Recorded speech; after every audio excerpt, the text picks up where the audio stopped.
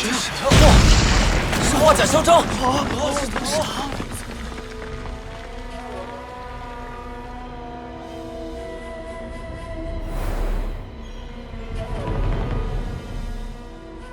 娘娘，现在无论朝堂还是国教都想除掉苏黎，您对此事如何定夺？苏黎想以一己之力，违逆亿万州人共同的梦想。他这个人，我不喜欢。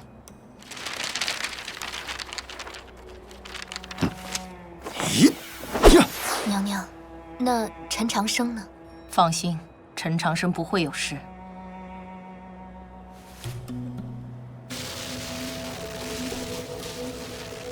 这家伙有什么招数？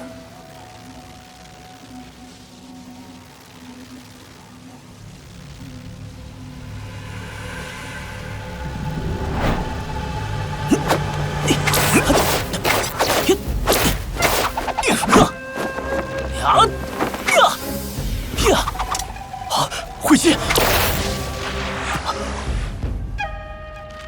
不好！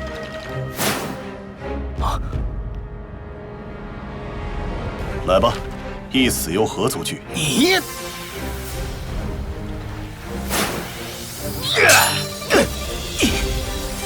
笨剑，这小子，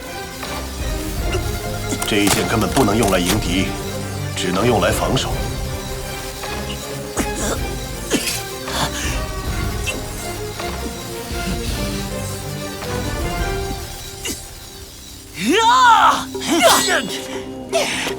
了不起，居然能挡我一枪！秋山学不会这一剑，我那丫头没学会，就连我自己都没学会，这小子就会了。你可真够笨的，干嘛不走？我走了，你怎么办？黄之伞可以抵抗巨星境强者的全力一击，你刚才为什么不把他带着？我忘了。唉，真是太笨了。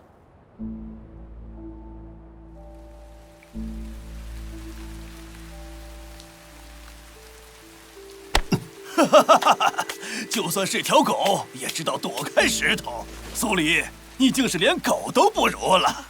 你杀了我林家大郎，我林沧海便要来找你偿命。林平原的事是我干的，你暂时不敢动我，因为我现在是国教学院的院长。但我一定会想办法除掉你。你和苏黎这条老狗又能奈我何？麻烦诸位让一让。苏黎，你就是只老狗！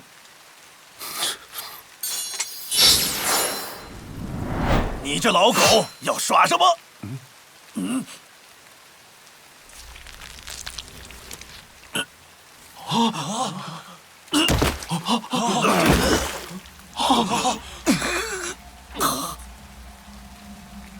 我这数十天，也就攒了这一件。快当先，恩仇不记，佩服佩服。看样子确实不会再有人来了。你看，终究事实证明我才是对的。除了你这种笨蛋或者说痴人，谁会无缘无故的帮助他人呢？世间哪里有人值得信任呢？也许骊山出事了。笨蛋，这算安慰吗？苏黎，明年今朝就是你的忌日。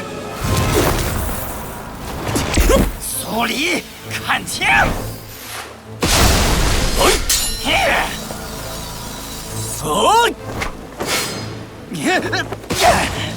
这刀好怒啊！你居然偷袭我！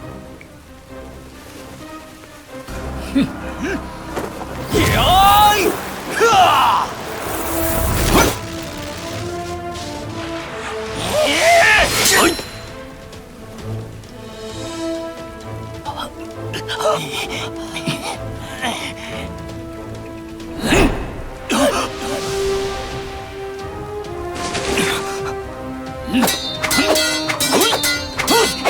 你是疯了吗？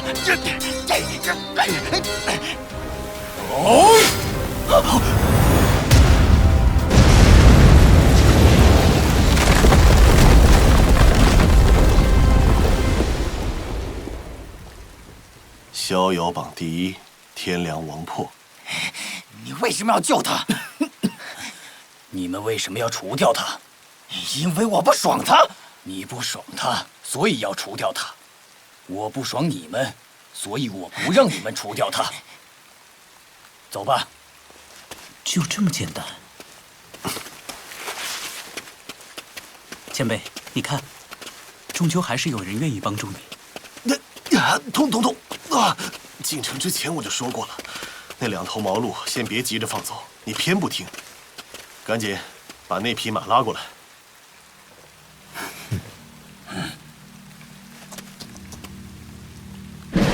王破，当年我就很看好你哦，只不过你面相太苦。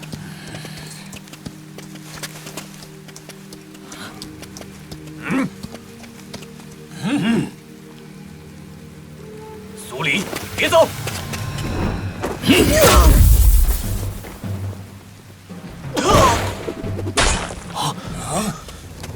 苏黎，纳命来！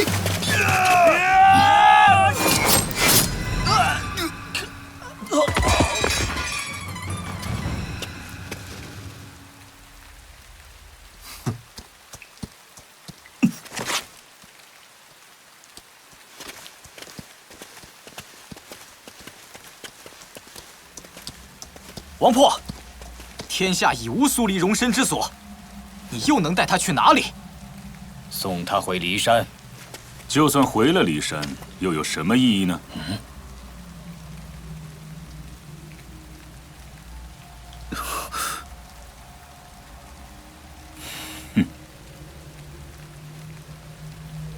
竹落，你们这些老家伙终于忍不住了。我不想出现，但你让我不得不出现。我当年的看法果然没有错，你们几个都是老混蛋。绝大多数人都是从一个年轻的混蛋变成了一个老混蛋。陈长生，教宗大人担忧你的安危，而你却在路上耽搁了这么长时间，想做什么？你现在就只会吓唬小孩子？南北河流是件大事，希望你不要把骊山带偏。我是苏黎，我就要站在中间。好，那么骊山会继续存在，只不过不再有你。没有我的骊山，不是骊山。王破，你准备向我出手？晚辈不敢，请前辈先出手。明知不敌，还是要战，这样的人真了不起。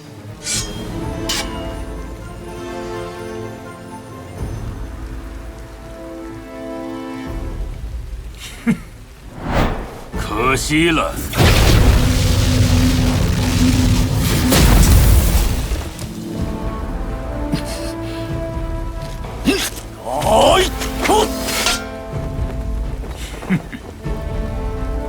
以卵击石，以你巨星上境，还想看破上层世界？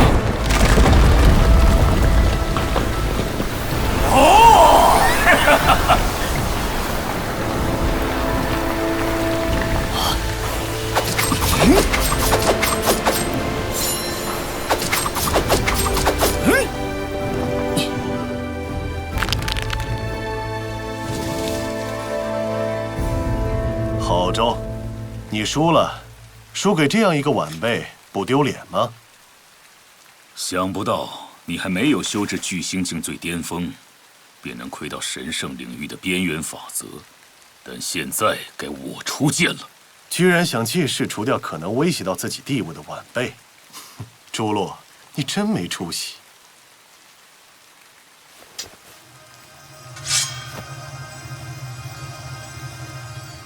原来这就是神圣领域。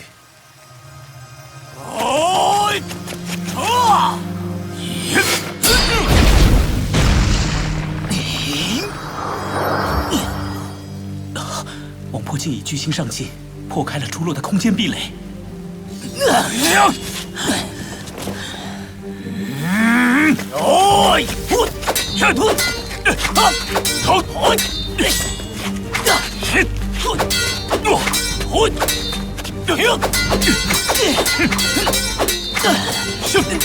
该我出剑了，用最强大的那一剑。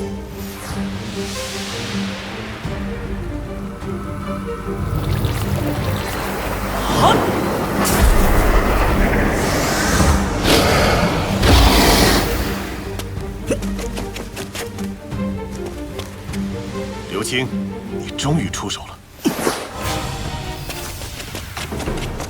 中计了，前辈有危险！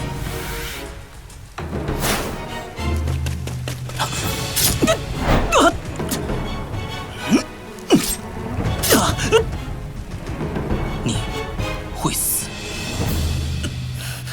那又怎样？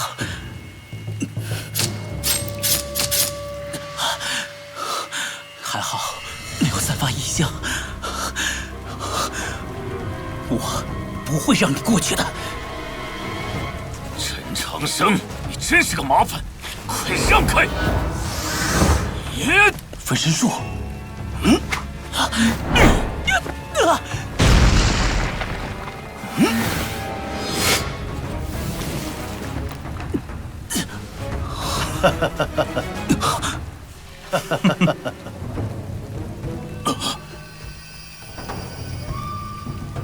刘青，你竟敢向老夫出手！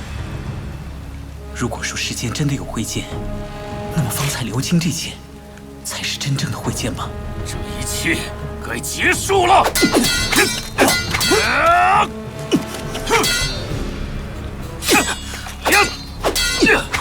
刘青，你竟然敢露出自己的底细，就不要怪老夫将来派人上骊山掘地3尺。我不是骊山的人，你又如何能在骊山上找到我？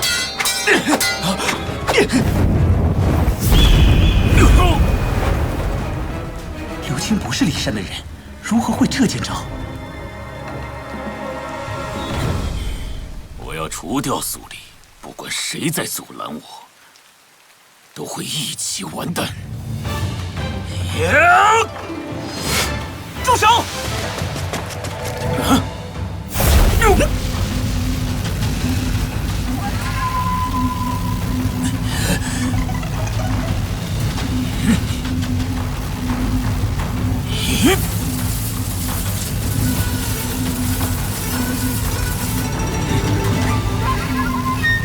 你的剑鞘里到底有多少把剑？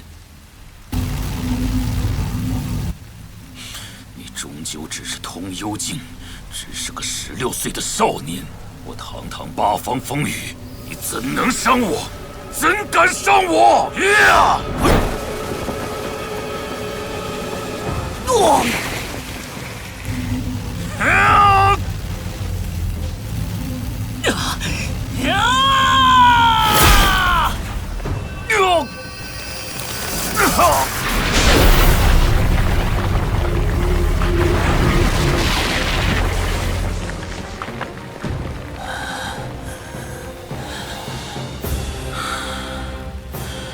我确实算错了一些事情，所有人都认为你故作高傲，在世间没有朋友，骊山也不会来人救你。但实在没料到，还真有人愿意帮助你这冷血的家伙。可是苏黎，你很清楚，他们救不了你。我们决意除掉你，难道只会来我一个吗？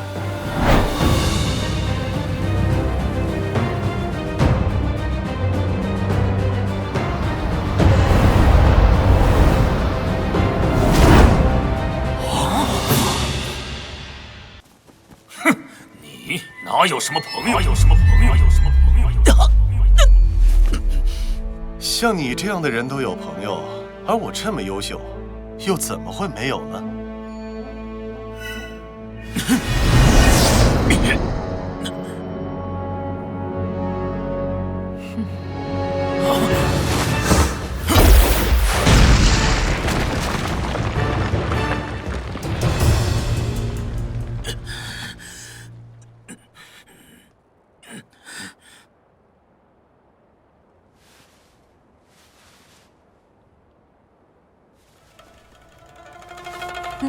我们只是朋友吗？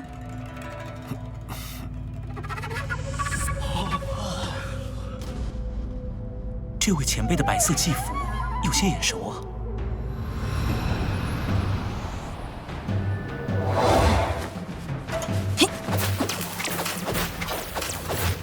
前辈竟然也有尴尬的时候。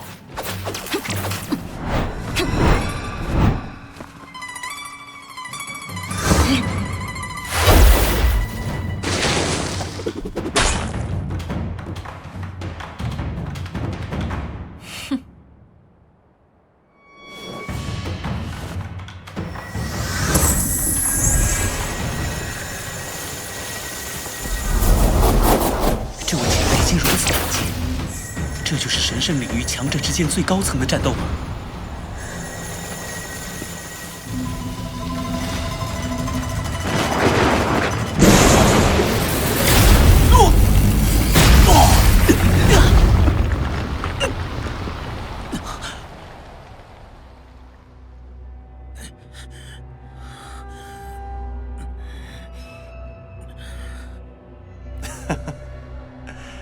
胜负已分。这位白衣女子是谁？朱洛和关新客两位八方风雨联手，竟无法敌过她。我说过，我是有朋友的，只不过他事情多，住得远，赶来需要些时间。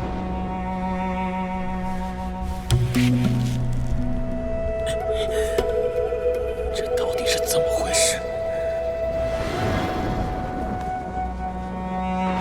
像我这样优秀的人物，总会结识一两位优秀的朋友。你以为我是天海吗？享受做个孤家寡人？原来真的只是朋友啊！哎，师妹，不要这样。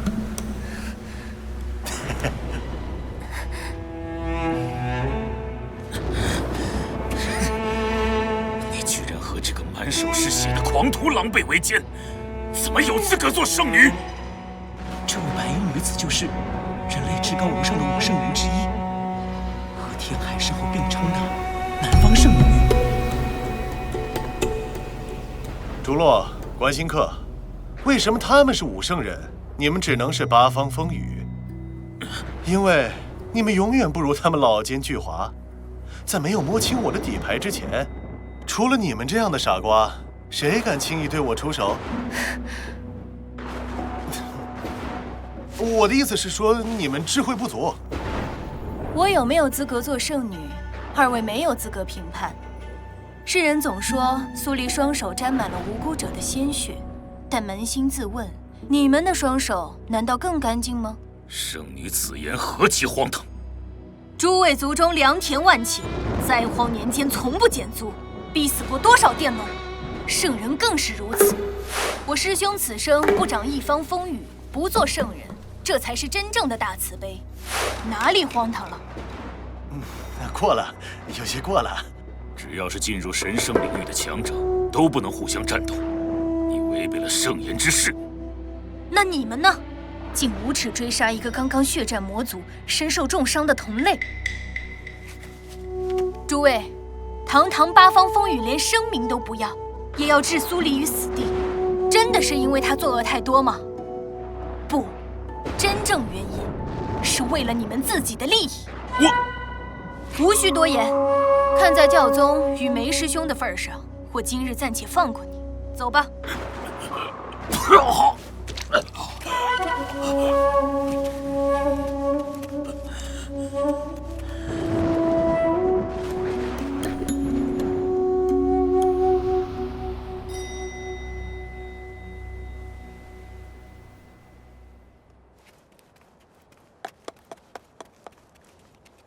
苏黎，下次你最好还能这么走运。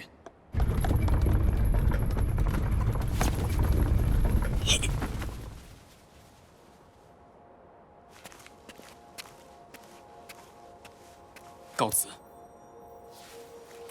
到底是为什么？我一直认为你欠我们。一开始，我确实想除掉你。我以为看到你像狗一样惨，我会很快活。但跟了你这些天，越来越觉得心里不是滋味。你带我们入行，你受辱就是我们受辱。就算要除掉你，也只能我来，他们算什么？哎呀，什么乱七八糟的！其实很简单，我明白了你当初为什么离开我们。你终究是骊山的人。当年离开你们，主要是因为太没有挑战性了。难道让我每天就想着怎么杀死魔君和黑袍吗？我们最后接的那单聊过的那件事情，不是挺有意思吗？那个女人很厉害，我劝你们不要动心思。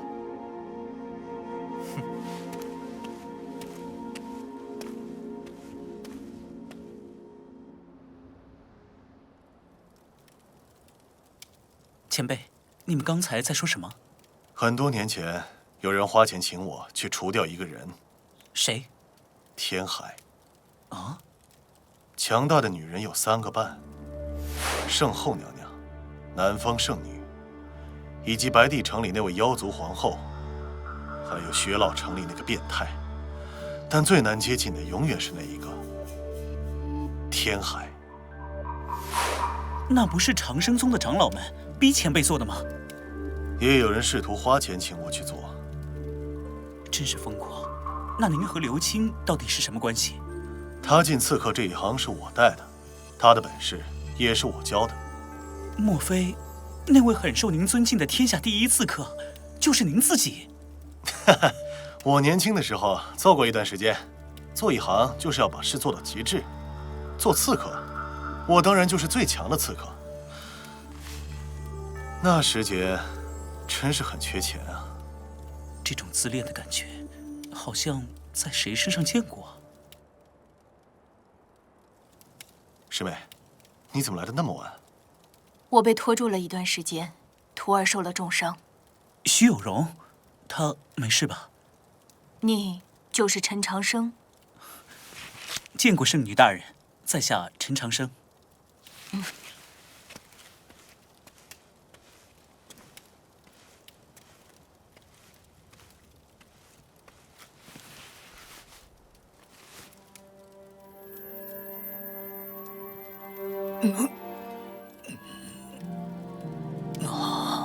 外伤已基本无碍，寿元方面的损失可能难以补回。多谢。我们曾经见过。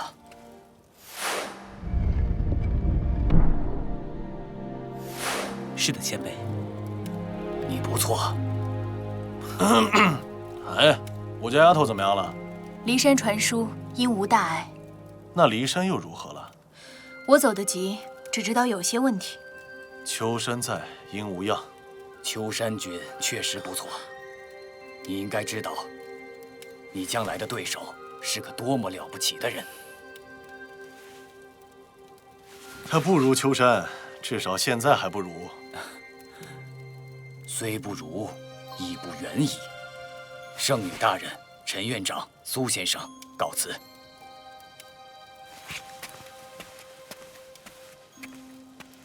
吃醋了？哪有？陈长生和王破是一路人，和你不是。秋山的孩子也不怎么像我。要我说，有个年轻人倒和你很像。谁啊？唐老太爷的孙子，唐唐。哼，我最讨厌唐家人了。人最讨厌的，往往就是自己。师妹在圣女峰上住久了，言谈越来越无趣了。那师兄带我去四海游走一番可好？当年我们留下了遗憾，我希望蓉儿在情感上可以得到圆满。也许这是我的执念吧。世人皆知，我在骊山的真正传人是秋山君。可是这一路上，我也教了他些东西。不得不承认，这家伙不比秋山差。如此说来，我需要更认真地看待你了。您可能误会了，我没有完成婚约的打算。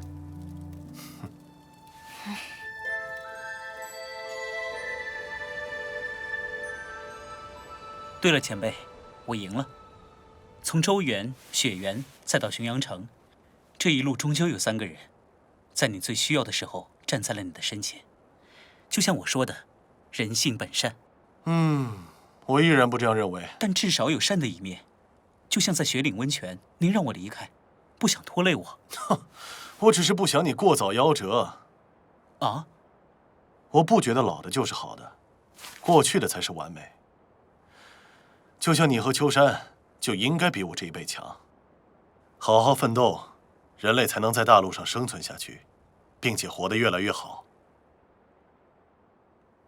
谢谢您的帮助和教诲。我喜欢年轻人。所以当年您放过了梁王孙和梁鸿庄，梁笑笑还进了骊山剑宗。先前在客栈，您的最后一剑也没有落在嚣张和梁王孙的身上。等等，谁告诉你那就是我最后一剑？您为什么不喜欢诛戮那些人呢？那些家伙只会玩阴的，对人类来说没有任何意义。接下来该是你们年轻人顶天立地的时候了。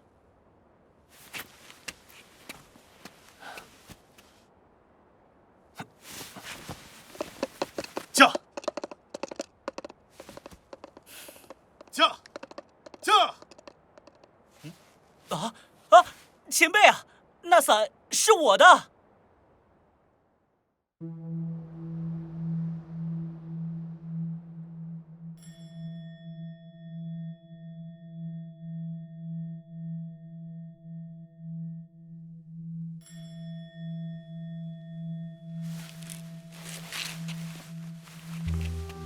劳烦师妹了，你何时来的？才到没几时，看师兄在休息，便等了一会儿。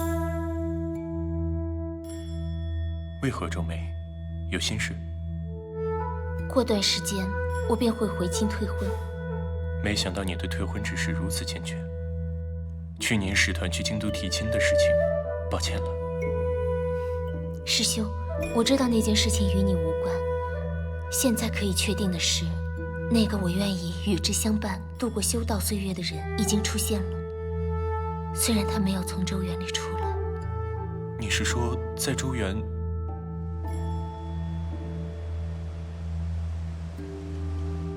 这就是我所寻求的，在星空下一道前行，一道修道，直到生命的尽头，哪怕那个人已经不在。哪怕那个人已经不在。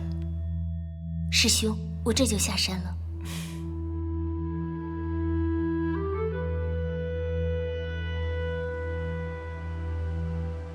我不想你成为第二个周督夫。如果你觉得周人的嘴脸实在无耻，眼不见为净便是。哎，你始终不明白我为什么不同意南北合流这件事情。你何时又真正对我敞开过心怀？拜见两位前辈。你有时间先把你徒弟的问题解决了。他的问题比南北合流要麻烦得多，我都不知道该怎么办。什么问题？当然是人生大事了。秋山君和陈长生，连我都分不出来谁更好，她到底嫁给谁好啊？在晚辈面前瞎说些什么呢？我谁都不会嫁，回京都后我会去退婚。哦，你什么时候去京都？应该是冬至后。巧了巧了，既然你要去京都，帮我还样东西给陈长生，刚好你们认识。我可不认识他。哎，你这丫头倔起来跟你师父没两样。天海和你师父就教出来一个你，您老头那儿就陈长生一个晚辈，你们总是要打一架的。退婚可以不见，打架也能不见面吗？确实如此。按当前两派纷争的局势来看，回京都后，我与陈长生的一战在所难免。一把伞，小物件，带去很方便，不占地方。陈长生非说这黄纸伞是他的，不就是周园里的剑意选择了他吗？你把伞还给陈长生，那以后，难道我们的事你真的同意了？还在考虑中。不过，如果真有机会跟你离开这里，去别的世界看看，确实好过于在这片泥沼里闻臭气。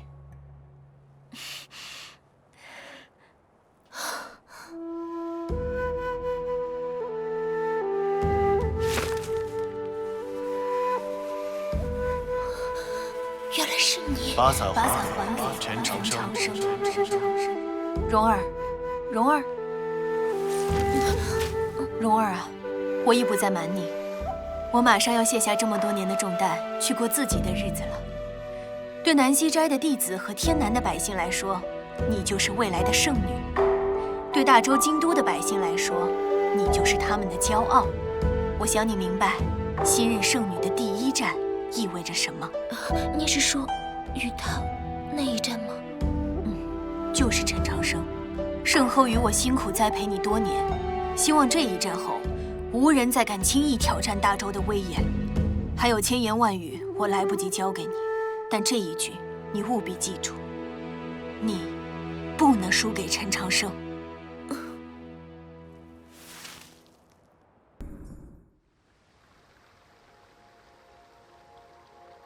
在周原里，我遇到了一位秀灵族姑娘，如果没有她，我绝对走不出周原。那位姑娘生得很漂亮吗？她很美，可最后我与她失散了。先生，我去想办法请人查查。初见姑娘，希望你好好活着，这就是我最大的奢望。对了，先生，我没能救出哲秀。怪你了，无妨，我会去想办法。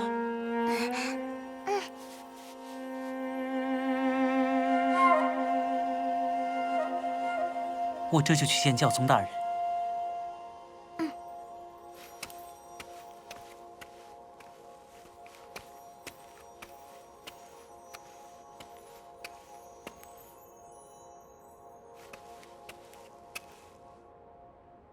从军寨到浔阳城这一路，我做了很多违背教宗意志的事情。教宗大人应该很失望吧？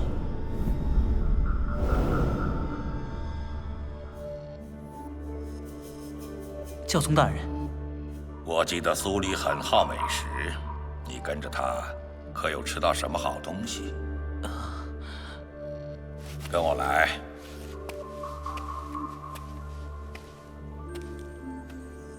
真的很难想象师兄会教出你这样一个学生。坐吧，说说周原里的事情。原来剑池就是剑海，就是日不落草原。原来那个人的坟墓也在里面。但是教宗大人，他的石棺是空的。如此说来，那些剑现在都在你的手里。是，都在这剑鞘里。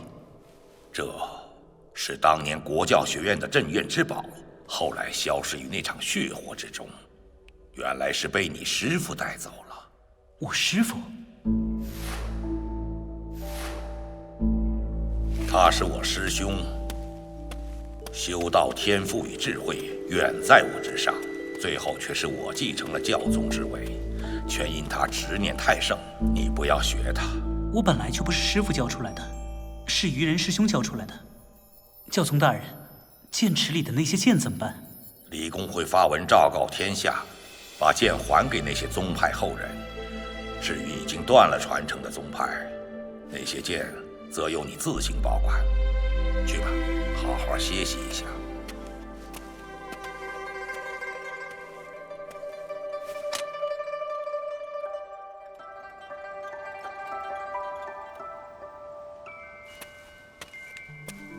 陈院长，好久不见，教书处有请。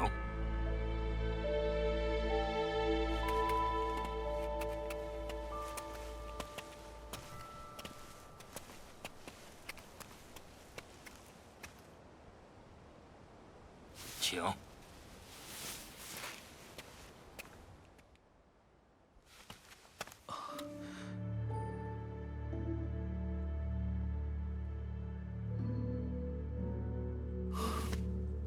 主教大人，过来，到我身边来。知道你还活着的消息，我很喜悦，同时又觉得有些难过。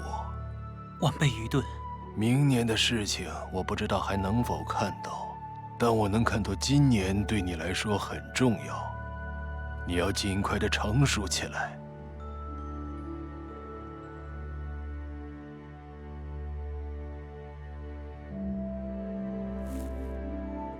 相信我，最终你和我们会获得胜利。这是和谁的战斗呢？我要与圣后娘娘为敌吗？但我又有什么力量参与这场争斗？国教与娘娘之间的问题，依然还是皇宫里的那个位置。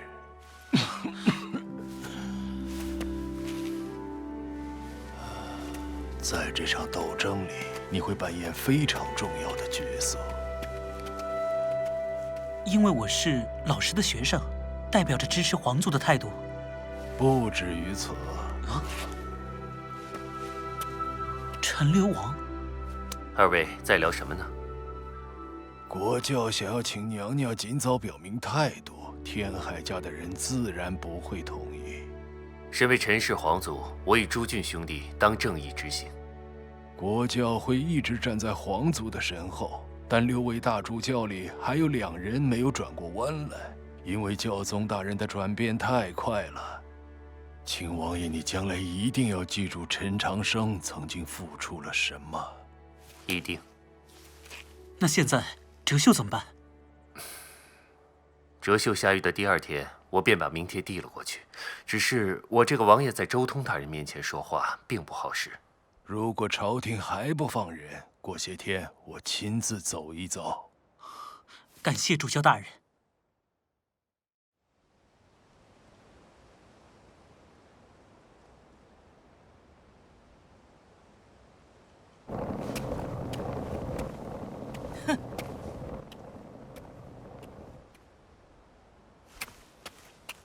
陈长生，你这个叛徒，勾结魔族的小人！停车！总算回来了。哼！天海牙儿，你应该很清楚，你家中那些长辈要你来国教学院门口叫骂是为什么？当然清楚，我现在就是个废物，废物当然要好好利用一番，博同情嘛。难道教宗大人好意思说是我天海家在打压国教学院的院长？你这样来闹有什么用？哼！你难道没听见我在骂你吗？我倒要看看你能忍到何时。那你继续。看见了，站在他旁边的是巨星境高手。接下来怎么办？再等3天。哦。再过3天，那个家伙就出来了。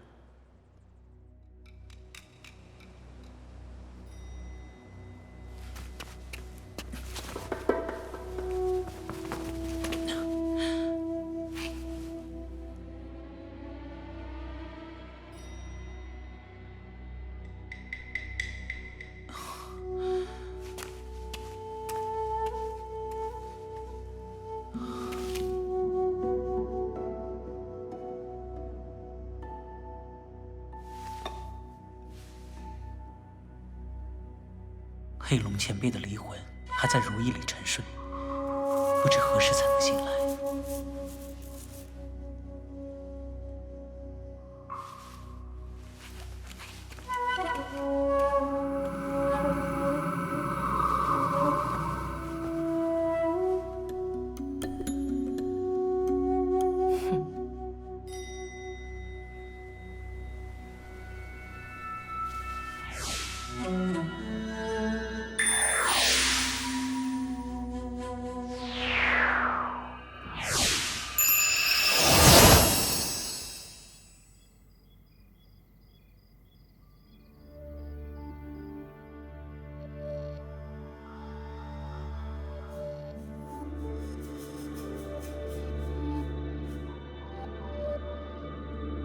我已快要攀到通幽境的巅峰，可是距离遥远的神隐境界，还需要多少时间呢？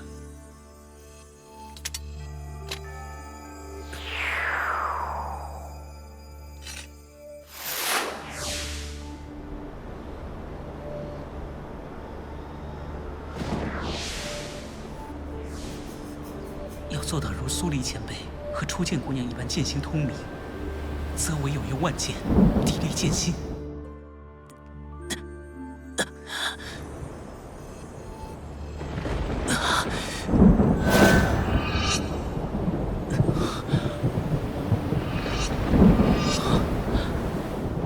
后面有什么？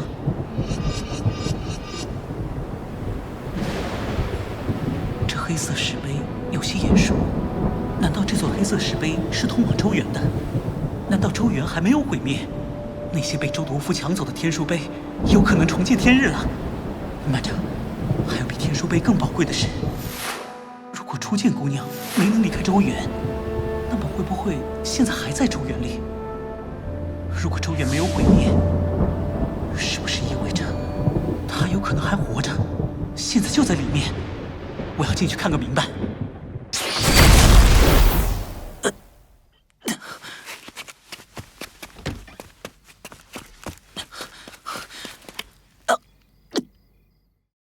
多吃点，下午去天树林路挺远的，别饿着了。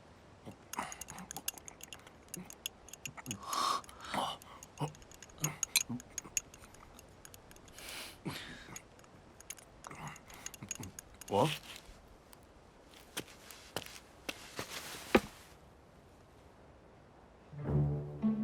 陈长生，你大爷的！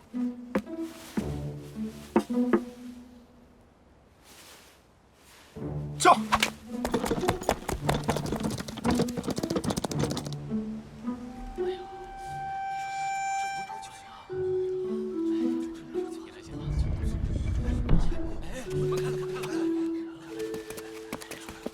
师兄，你终于出来了！师兄回来了。轩辕破，没事。陈长生，轩辕破，你看看是他吗？我不确定。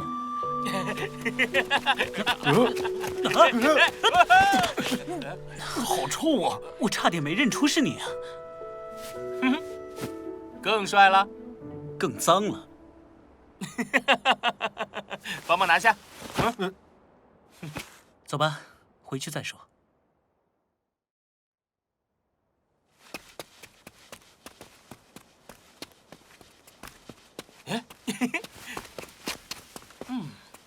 你不知道，在天书林里伙食太糟糕了，我居然开始怀念起轩辕破做的饭菜。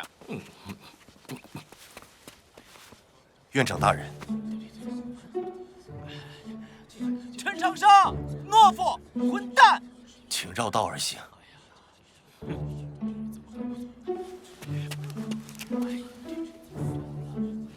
陈长生，你个缩头乌龟，在里面躲着算什么东西？有本事就来打我呀！你在干嘛？回忆人生啊。什么人生？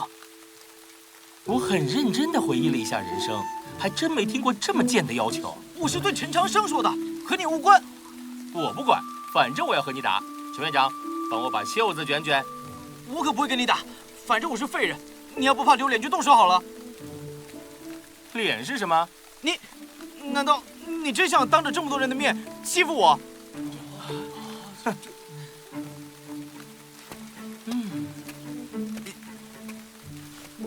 你知不知道我小时候最喜欢做的一件事啊？什么事？我最喜欢拿根棍子追着掉到河里的废物，不停地打。快来人呐！温水堂家的独尊打人了！大家看清楚了，我可没出手。哎呦！哎呀！看清楚了，我真没出手，更没下手，我是用踹的。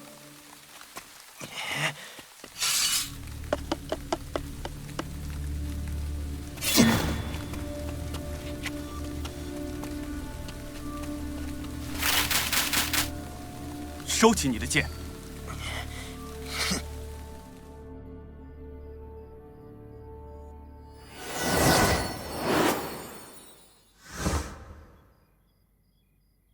原来你也觉得他不像个15岁的少年。圣后娘娘，什么事？据报，先前陈留王也去了教书处。你想说什么？我想不明白，就算陈长生是祭道人的学生，又如何值得国教如此重视？这会不会是什么障眼法？国教行事最好故弄玄虚，何须理会？启禀娘娘，有密报。臣告退。如何？没有任何新的线索。周通大人在西宁镇也没有发现，只是青天监那位发疯的胡大人，直到现在还坚持认为昭明太子没有死。世间万民都是我的孩子，昭明的生死从来都不重要。哎呀，虽然你不在意皇位，但除了你之外的所有人都在意，就算是你师父，想法也在那个皇位上。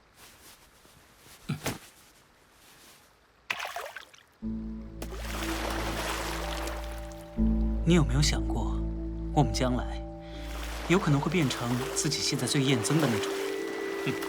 那是个人自己的问题。你要明白，我们想成为什么样的人，那么我们的世界就会变成什么样。我明白了，堂堂，谢谢你。我想要成为王珀那样的人，我要像他那样活着。不要做王珀。为什么？因为要成为王珀太苦太难，而且很容易悲壮。不管我们要怎样活，最好还是不要像他那样苦。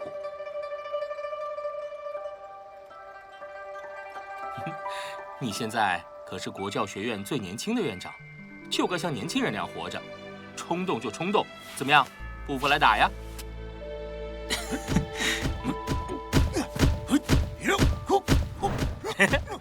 你看，有精力就是要用，有力气就要使，年轻就该轻狂，想那么多做什么？接下来，该是你们年轻人顶天立地的时候了。年少就该轻狂，我忽然觉得你和一个人有些像。谁？苏黎。爷爷说过，我确实像年轻时的他。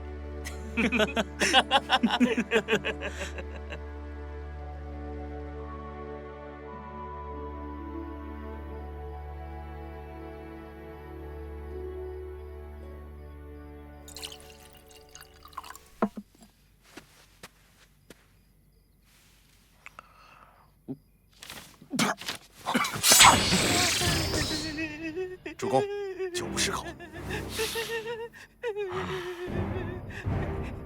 滚！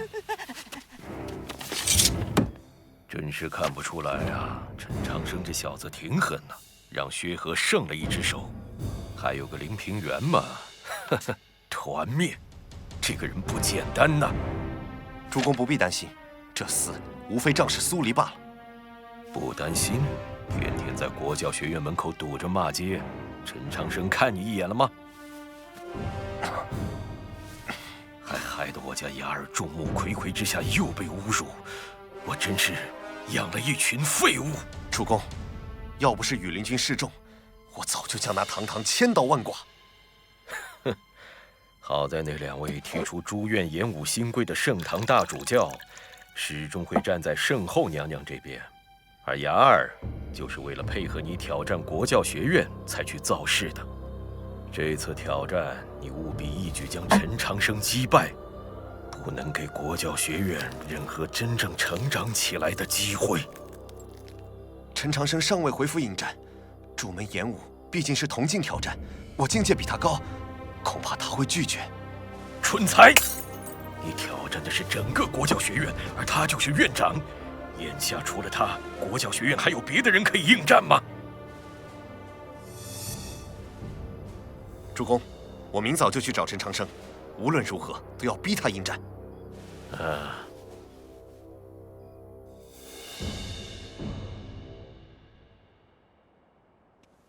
唐36，你这是要去哪儿？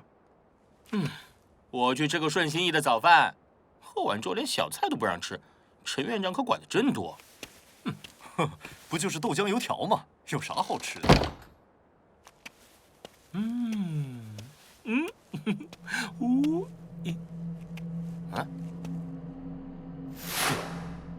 看，唐老爷的孙子，上次就是他吹翻了天海雅儿，这下有好戏看了。按照朱院演武的规则，国教学院最迟今天就要回复，是否接受我宗祠所挑战？起开！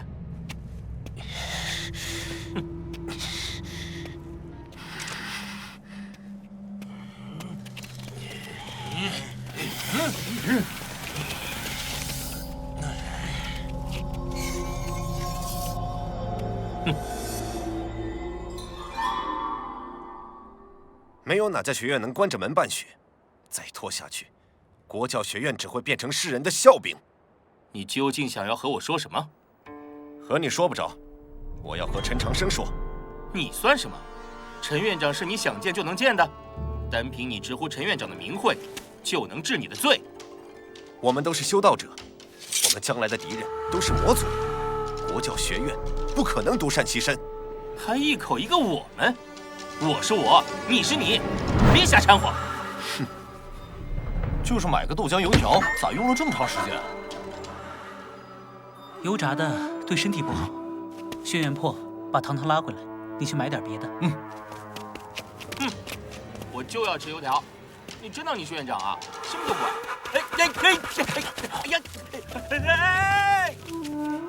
看，小陈院长出来了，可算现身了。陈长生，我宗四所，我明日有空，请宗四所选择挑战场地。你是说，我代表国教学院接受你的挑战？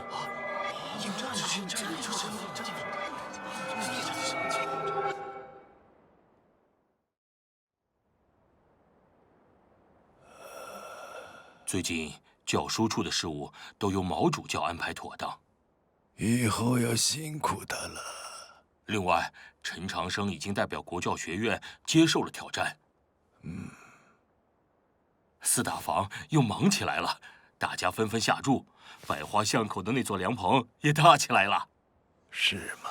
真热闹。没事吧？哎呀！明天是大潮逝之后，陈长生在世人面前第一次展示实力和境界。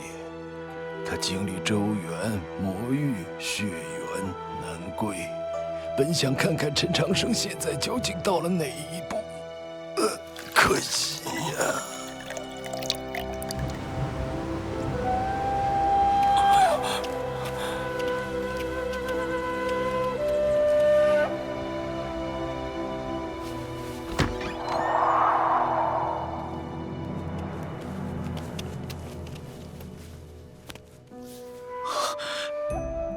我老了，可能看不到你和周子恒那一战了。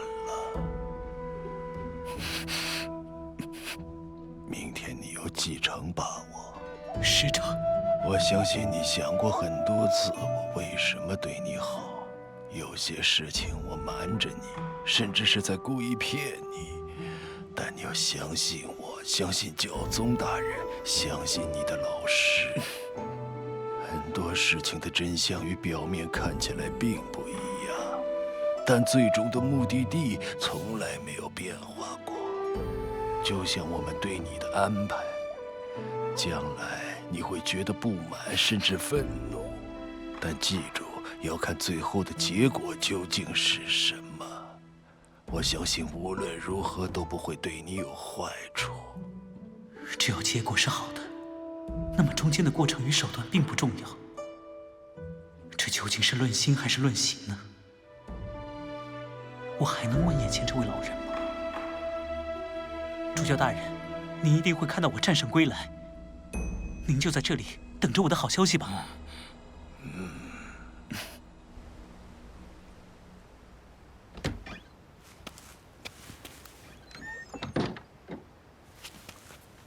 光阴卷给您拿来了。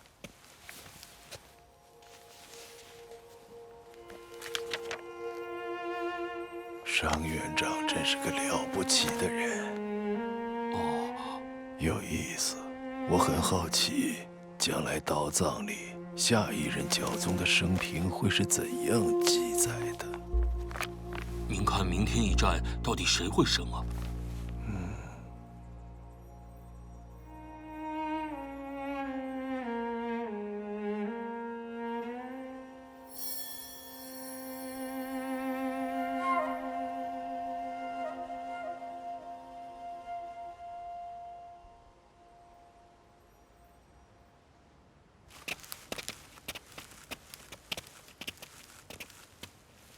你来看望主教，他可好？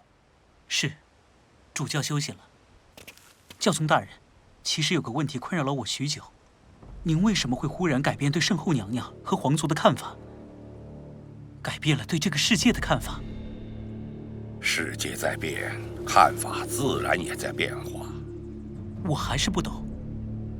像我们这些老人，有时不介意使用一些手段，是因为我们清醒地知道自己的责任。责任？活得越久，责任越大。为此，我们可以承担污名，可以不计代价。当年我与你老师为敌，现在我与娘娘为敌，都是这个道理。而你，一直以来都在离宫的照拂下顺利成长着，是时候学会成熟起来了。接下来的挑战可能不止一场，即使再艰难，国教学院也只能靠自己。我明白了。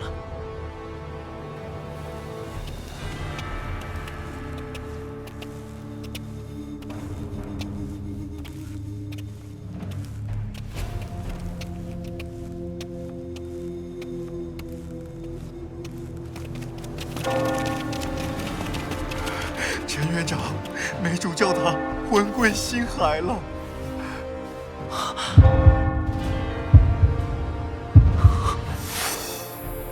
这浩瀚星海，就是神魂的故乡吗？他是国教资历最老、地位最高的圣堂大主教，见过3任教宗、4代圣女，见过百草园的生与死，国教学院的血与火，见过无数岁月，知道无数秘密。而那些岁月与秘密，都将随着他而去了。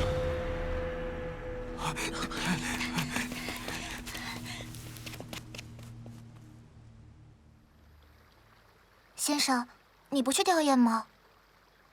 大营明天那一战，才是梅主教最想看到的事情。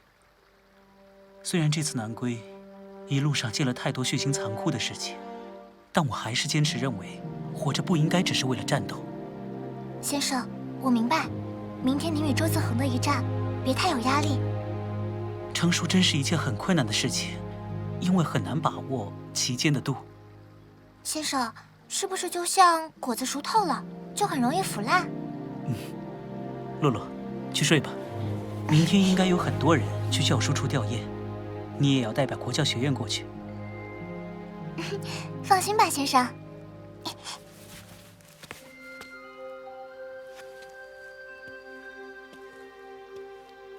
一路走来，我只想要活着，但为了活着，战斗就不可避免。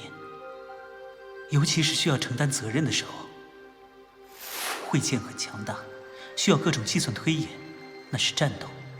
燃剑的威力不消说，需要燃烧生命，那也是战斗。但我真正喜欢的还是笨剑，因为笨剑需要的是勇气。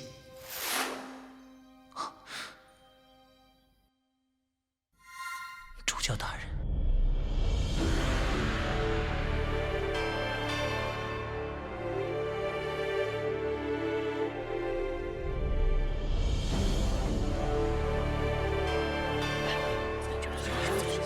挑战马上开始，现在还可以下注啊！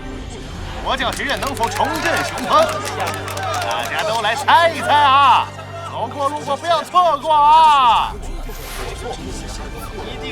买谁呀？拿不准啊我。国教学院现在只有2个在册的学生，根本没有胜算。陈长生如果想要获胜，除非越境杀，不容易啊。昨夜听天机阁的知客讲，小陈院长即使面对朱洛大人，也没有后退一步。周自恒也不过是巨星境，谁说一定会赢啊？拜托你拎拎清，巡阳城的时候，陈长生身边有苏黎和王破在，现在可是单对单。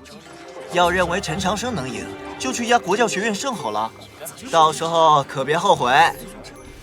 唉，1赔11，这实在没办法压国教学院呀。大家别走啊！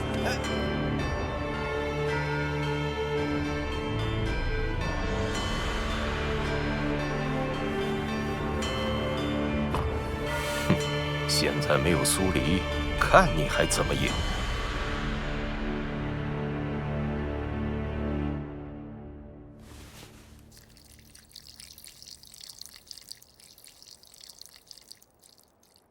好了。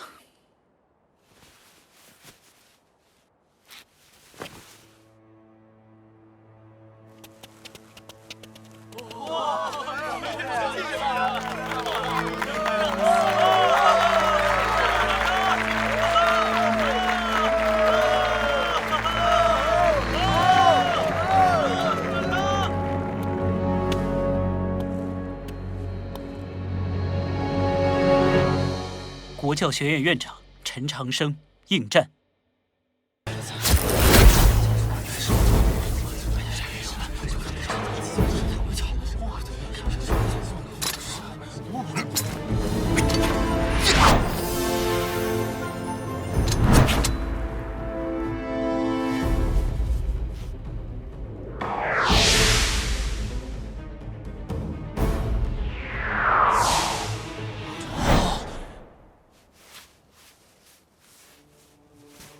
好剑，师兄，到底谁会胜啊？陈长生。周子恒孤舟一剑天外来，气势果然磅礴，而陈长生的那一剑就是一字。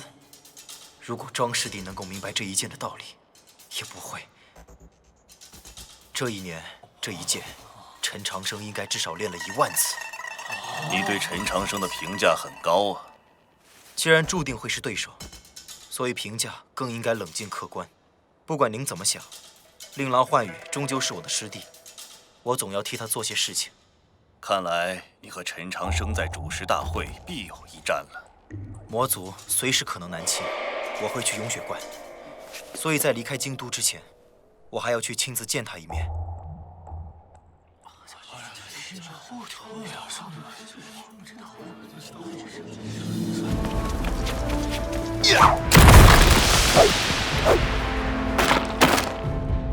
哦！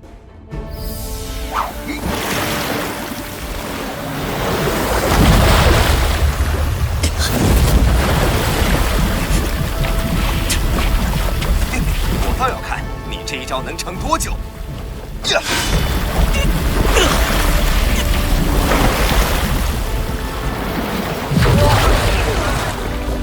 竟能应接我这么多剑，还没有被震伤。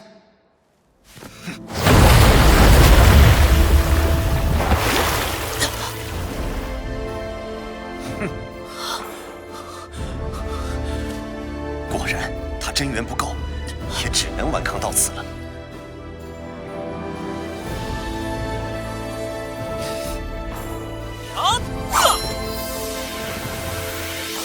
原来陈长生已经掌握了整场战斗的节奏，从第一剑起，就算死了周子恒所有的退路。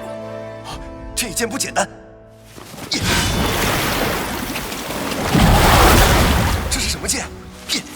竟无法躲避！是你逼我的！果然是星域，果然是巨行境强者，能够将真元强行转回星光，形成星域。对于境界更低的对手，几乎坚不可摧。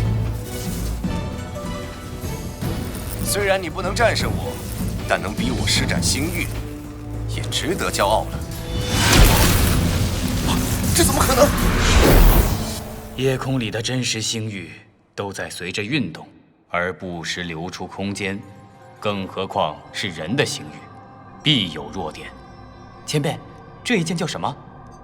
慧剑，但这又不是剑，是一种计算推演的战斗方法。周子恒的星域，奇形华美，其势不顾，弱点的具体位置便在他的脚前。区区一剑夜雨生凡，怎么可能破掉周子恒的星域？他的真元不够刺穿这一剑，我只要能摆脱开来，便能完成最后的反击。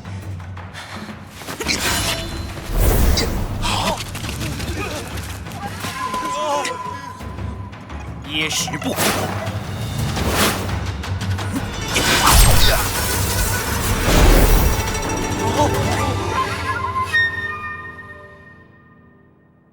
陈长生的剑明。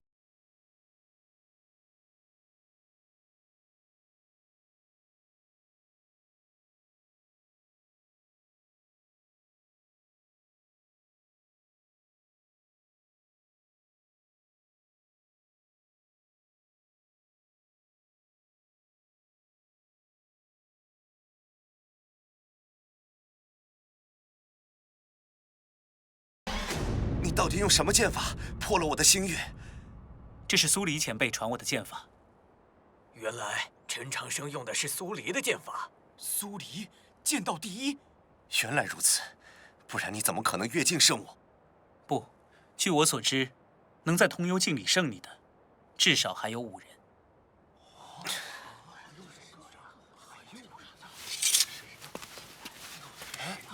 那到底是哪5个人啊？陈院长。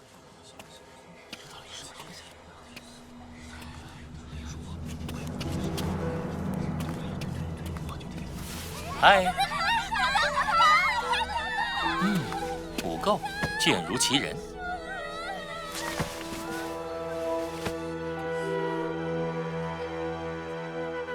好强大的剑意，那人是谁？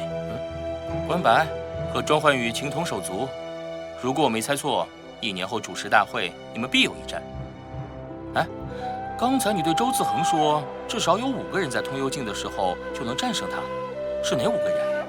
秋山君、徐有容、初见姑娘、苟寒石、南客，没有你。嗯，初见姑娘是谁啊？走，去接哲秀。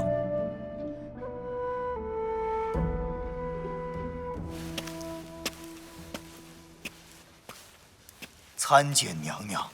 历届天机阁、青云榜、点睛榜、逍遥榜都由您亲自审核，已属繁忙。此次又劳您进京。老朽上算星辰，下算江河，从无算错，唯此小能耳。那个人，你推算的如何？回禀娘娘，他确实是陈氏皇族后人，老夫看不出他的真实年龄。辛苦了。狼牙山的风景不错，以后有机会我去做客。臣告退。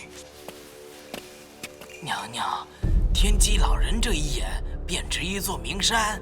从此大周不再是狼牙山的主人了。陈氏皇族，年龄不明的少年。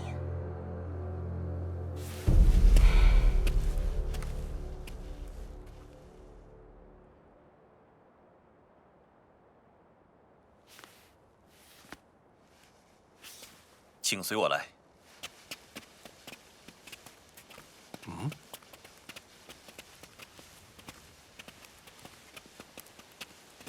请在此等候。腾幽跃境胜巨星，你此时意气风发，驾车直入我北兵马司正向，从兵法上来说，很是不错。应该也是苏黎路上教你的吧？我好像闻到了血腥味儿。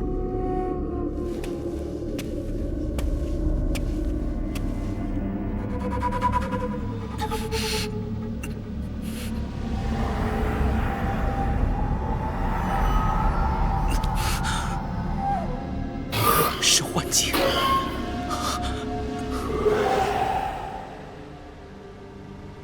除了排兵布阵，苏黎前辈还在路上教过我剑法。不与本官见礼便是无礼。以身份论，您不过是清吏司衙门主官，区区2品，如何能与我家陈院长相提并论？若要见礼，当然应该是大人先。便是你父亲，也不敢这般与我说话。所以爷爷说过，我父亲不如我。如此说来，倒真应该是我先见礼。不知陈院长今番前来有何贵干？沃夫哲秀是国教学院的学生，我来接他回去。我依朝廷要求将沃夫哲秀下狱，若要放人，陈院长需要圣后娘娘的旨意，或者大理寺与刑部的审结文书。我通读道藏，对大周律也倒背如流。我很确定，刑部和大理寺根本没有立案。目前没有哪条律法支持大人继续关押哲秀，请大人放人。我们将来的教宗大人竟是如此的耐不住性子，这让人不得不为国教的未来担忧啊！陈院长可能忘了一件事，哲秀的罪名是与魔族勾结，凭这条罪名，我想把他关多久，就可以关多久。那么，大人好像也忘了，被指控在周原里与魔族勾结的是3个人：哲秀、期间还有我，所以要么放了哲秀，要么把我也一起抓了。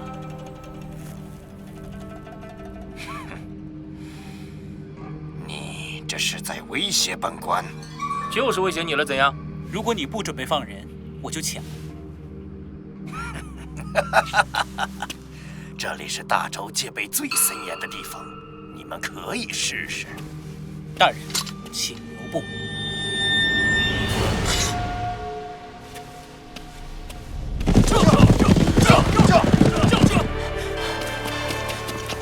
大人，国教骑兵来了。你调不动国教骑兵，此事与我无关。是他。哼，你知道如果向我出剑会是什么结果？我把命押上，看看在那些大人物的眼中，到底是我的命重要，还是你的命重要？陈留王到，毛秋雨大人到。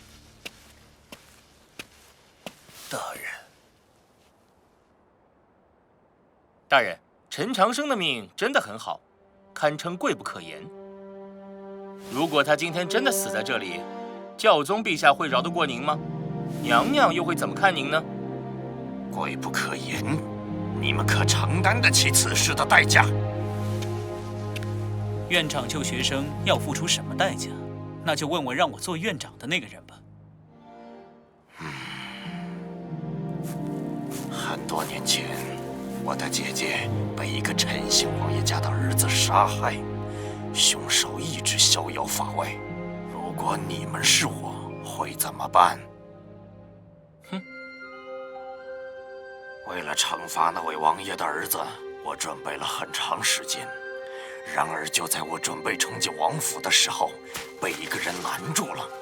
那个人就是娘娘。娘娘对我说，一个人成熟的标志，是他愿意为了某个理由谦恭地活下去。你明白吗？明白，但做不到。我忍了很久，最后抓了那个人全家。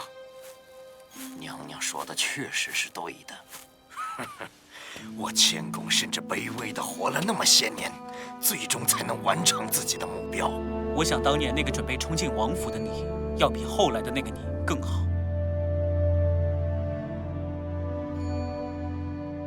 你们带他走吧。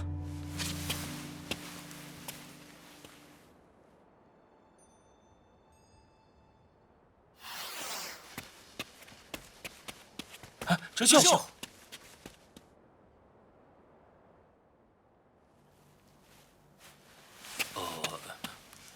大人，为何您会同意放人？为什么不放？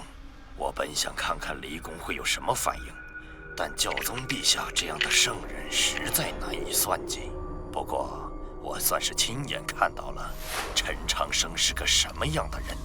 我还以为您真的被他感动了。感动？本官从来就没有姐姐，谁能感动我？主教大人逝世之前一直在看这本书《国教光阴卷》，他还说商院长是个很了不起的人。人之将死，其言必信。他说很好奇，将来道葬里下一任教宗的生平会是怎样记载的？下一任教宗生平最重要的是什么？一个人的生平最重要的是生卒年月。方才我不放人，便是要拖延时间，仔仔细细从里到外地看一眼陈长生。我在陈长生的身上看到一段光阴。啊，如何？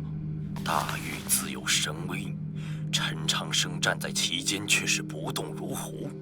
他让我想到一个人，陈玄霸。可我听闻史书中，陈玄霸作为陈氏皇族千年里的最强者，向来以暴烈粗鲁闻名，与陈长生哪里有丝毫相似？我们伟大的太宗皇帝陛下，把能够修改的所有史书与道藏，全部都改了一遍。谁能够想到，真正的陈玄霸其实是一个很安静的人，而且他也姓陈。难道他真的是？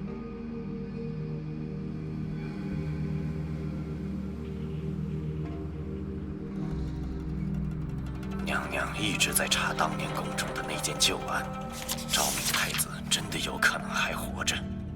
商贼在西宁镇带走的那个徒弟，年龄倒是对得上，天残地哑，与传闻里的也更契合，就像是用来欺瞒天道的手段。真正的那位，可能早就已经被商贼用溪流点改了寿元。可是，为什么那些人要把陈长生送到京都来呢？难道他们以为可以一直瞒下去？只要昭明太子还活着，娘娘的逆天改命就还没真正的完全结束，必须把这个人的存在磨灭掉。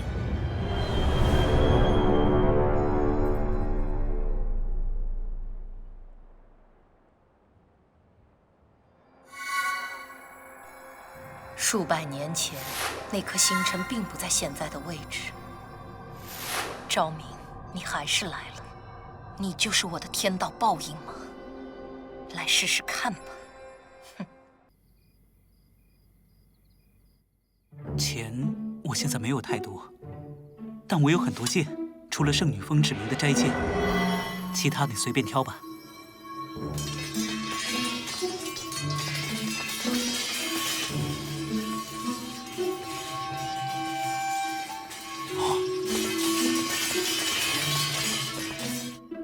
陈长生，你这趟赚大了！想要吗？自己挑。太好了！这把铁剑挺趁手。这是山海剑，虽然剑锋被周毒妇的2段刀砍掉了一些，但也一定能排进百器榜里。你想说啥？你这熊孩子抱着这宝贝在外面晃来荡去，迟早会被人敲黑棍。不如我替你保管，保证安全。哼，我不会给你，也不会让别人知道。我去藏起来。嗯，这事儿好玩。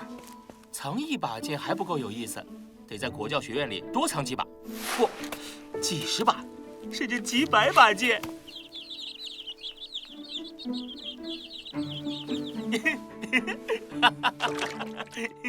你真是唐3岁。不是说让我先挑剑吗？你想要哪把剑？你确认就要这把？是的。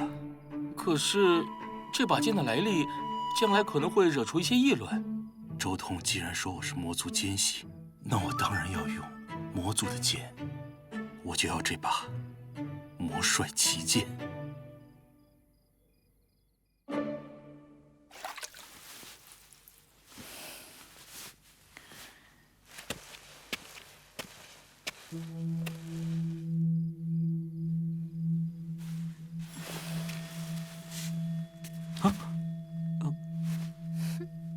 你不会又打算睡我的床吧？不行吗？难道我在天书林和周原的时候，你都一直在睡我的床？那又如何？那，你以后记得洗完澡再来。你想死吗？听说你这里有一把月女剑，小时候娘娘刚好教过我这套剑法，能不能？为什么要给你？不想送，难道不行吗？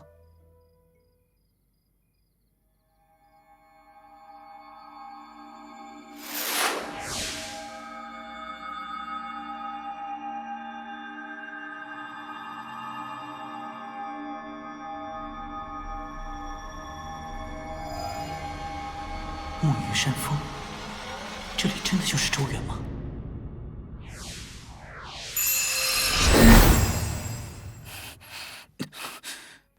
你还在周原里吗？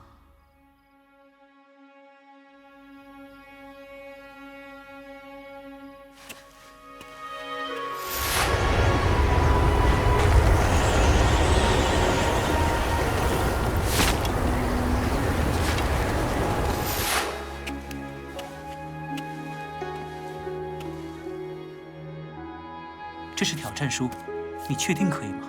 没问题，交给我。能有什么办法呢？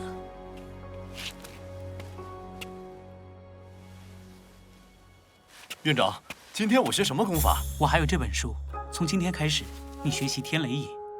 给。哦。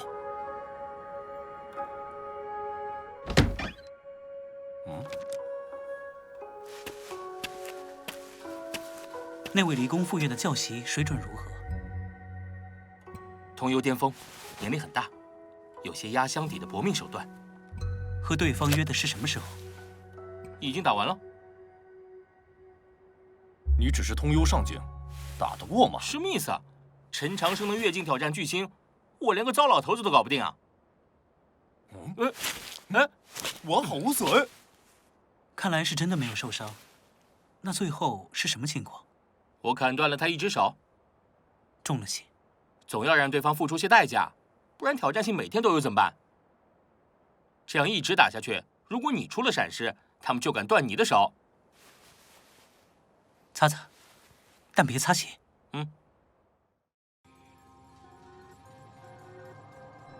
我要陈长生一直打，不停地接受挑战，直到他脏了自己的双手。否则，就等着栽在我手里吧。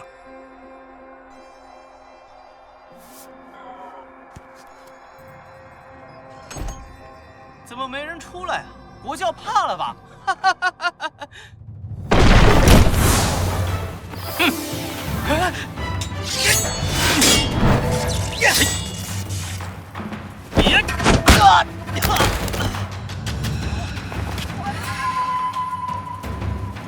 下一个。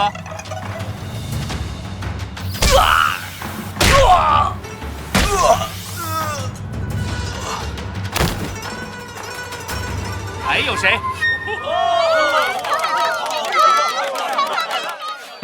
岂有此理！能代表国教学院出战12场，连胜不败，真是了不起。师母老板，点击榜第27位。完了，堂堂绝对不是他的对手。天海家一年给你3000两白银，我给你银票3万两。哦，这个世界上还有很多比钱更重要的东西，你懂的。难道国教学院想要认输？国教学院又不止我一个人。当初你说你能够解决，就是用钱来解决。你行你上啊！陈院长接受挑战，我穆某人倍感荣幸。请。嗨。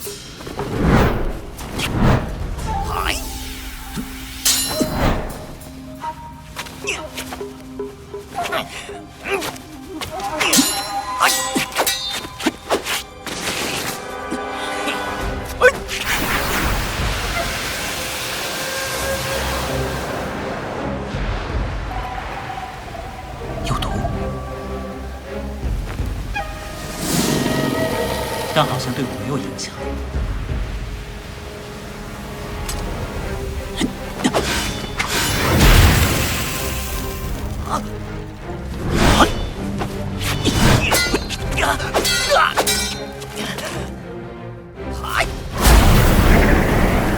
又是星宇，有什么本事，统统使出来吧！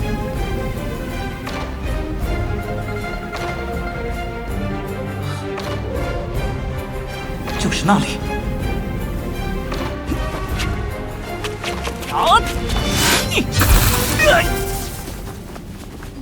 竟然这么快就找到了破绽。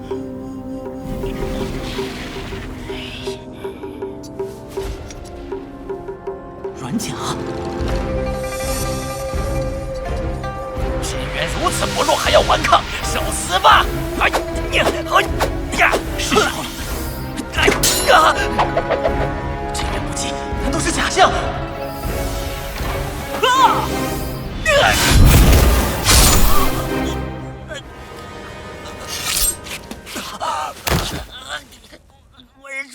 我认输了。一群笨蛋！陈长生怎么可能破了6域神甲？他的真元怎么可能如此强大？都是废物！青年百器榜真的要换榜了，而且陈长生依然没有伤人性命。这儿的菜味道真不错。哎，快看，那3人就是国教学院3杰。什么呀？小陈院长和唐公子还差不多，那个雄狮的家伙怎么能算？哎，你别小看这个轩辕破，哎，他用星光法赢了好多场呢。我实在不喜欢最近这些天的生活。你不让我下重手，那些挑战的人自然一个接着一个来。可是，如果就这样一直战斗下去，反倒更像是在帮助我们成长。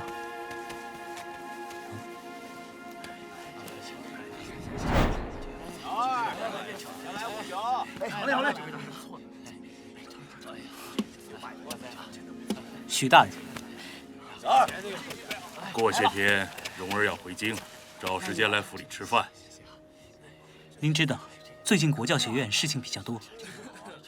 既然事情多，还有闲情逸致来城湖楼吃饭？前些天陈长生和周自恒那一战，我挣了不少银子，把这酒楼买下了。今天我们是来收楼的，明天城湖楼就得歇业重新装修，您早点回府吧。原本我就是想看到陈长生不停接受挑战，直到他脏了自己的双手，那他就没有资格成为下一任教宗。谁能想到事与愿违？现在看来，得让你们吃些苦头了。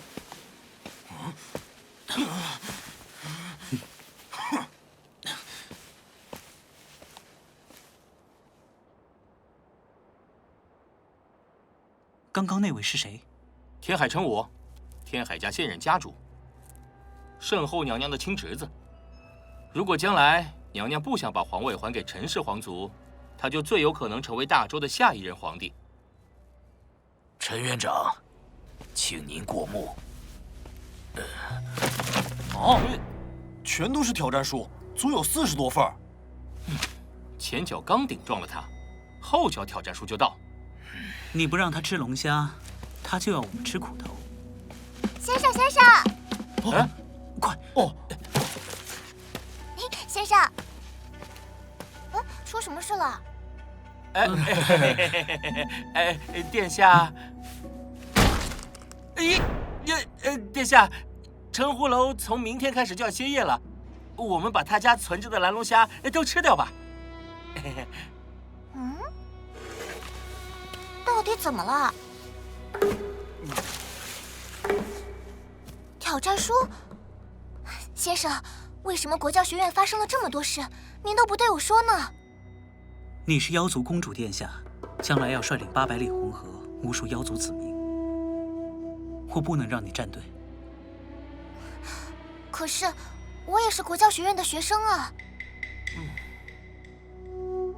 对了，国教学院的学生每个人都有一把剑持的剑。哲秀他们都挑了一把，你也挑一把。另外，我还想给你准备一个小礼物，如果最后我能弄到手的话。秀灵族那边还没消息。可以确定的是，那位姑娘没能出周原。可她明明飞走了。过2天，我再去东域神将府退婚。这么急？我答应过她退婚。既然确定她不在了，那我更要做到，不然，我怕她以为我是在骗她。真的只有离开的人才会被记住吧，先生？以后你也一定要记着洛洛呀。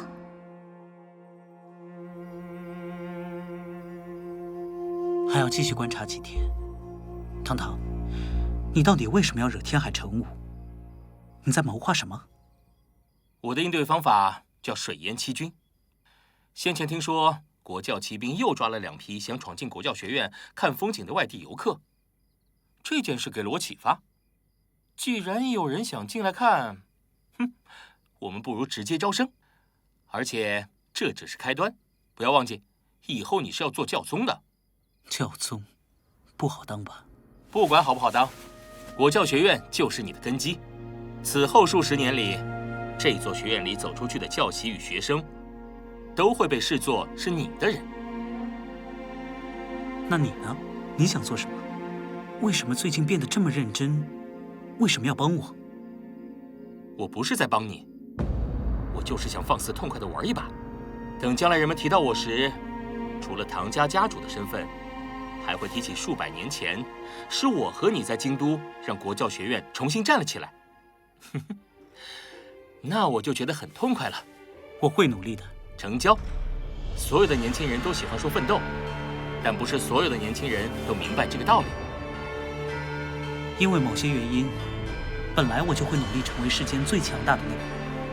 那么，这是顺便的事情。顺便这个词用得很好，我很欣赏，显得淡然，特别不在意。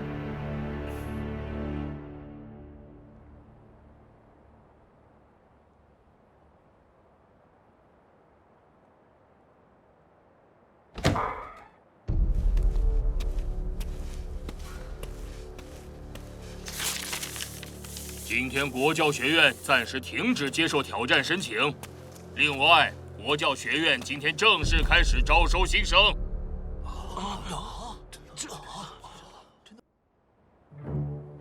我唐36，来自汶水唐家，是诸君求学路上最坚定的支持者。我们不收学费，还给津贴，当然只限今年这期，以后没门。这岂不是在买学生？哎，不是买，是收买。凡洗髓成功，入院后包食宿，月银5两；若是做账出境，月银50两，每破1境，月银翻倍。至于伙食，城湖楼现在就是我们国教学院的食堂。可国教学院现在连教席都没有。这位是教书处的新教士，那边的茶楼，英华殿大主教毛秋雨正在喝茶。我们国教学院有国教骑兵保卫，有离宫教师维持秩序，教学有何难？我要报名。我也要报名。我已经做到成功了。陈院长，我愿意交学费，也不要津贴，只要你们肯收我。好，大家填一下报名表吧。说的比唱的还好听，不就是没办法应付青藤书院的挑战，所以临时招些学生给你们做替死鬼吗？别添心。不错，我别添心算尽人心，你们这些小手段瞒不过我。把世界想象的太阴暗，只能说明你自己太过阴暗。难道国教学院不会让这些学生出战？这是真的吗？国教学院的学生当然要替国教学院出战。啊！你们可都听到了。但我以教宗大人的人格发誓，他们绝不会因为诸院的挑战而受到任何影响。刀剑无眼，你凭什么保证？我坦荡君子，不做暗事。哼，假装清高，被我揭穿了险恶用心，很愤怒吧？哲秀当初也不过是我的手下败将，你和陈长生准备什么时候败给我？不愧是算尽人心的别添心，你能不能算到我接下来会做什么？你个混蛋！你敢骂我？他的话，也是我的态度。哼，你说那4个字之前，难道没有打听过我父母是谁吗？八方风雨就很嚣张吗？麻烦你睁大眼睛，这里是国教，别拿你父母来说事。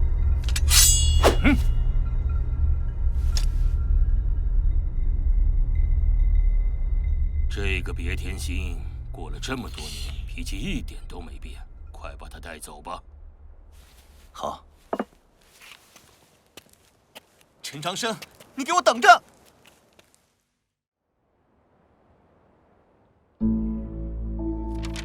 骂脏话不好，你得控制一下。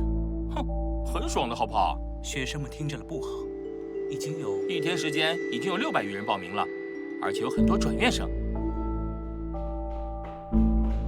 给学生新修建的院楼就叫别院了。藏书楼里有阵法，这些书也不易搬动，就对所有的学生开放吧。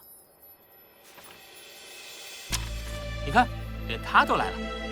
别的转院生倒罢了，苏墨鱼要真来了，离宫附院的损失可就大了。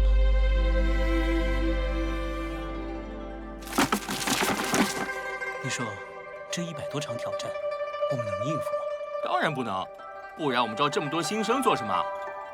最好还是别打，我担心会有损伤。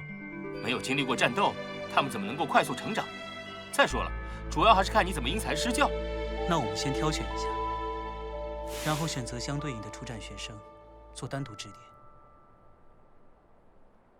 那么，我现在要做的就是提前推演，将这100多场对战变成一场战斗，战斗的剑便是国教学院里的所有新生。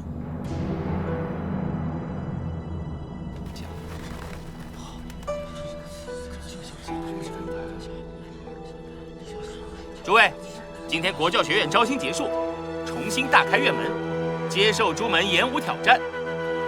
20年了，我没想到还能看见这一天。年轻的小娃娃们，输了可别哭鼻子。福星之出列。同城当中，你的境界实力最强，让那些外人看看咱们国教学院真正的实力。是。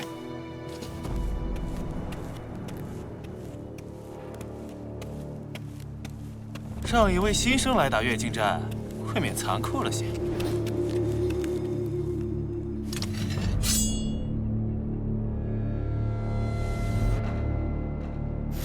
明天你开始先用这招。中山风雨剑第一式起苍黄。呀！好。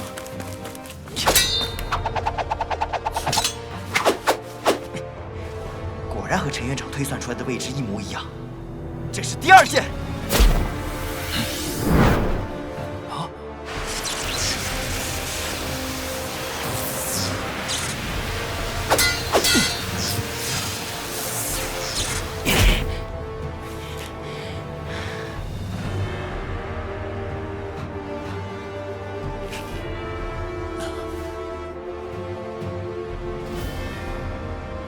我输了。但我出了4剑，记住，只要你能够在这个强大对手面前使出了4级剑招，便是成功。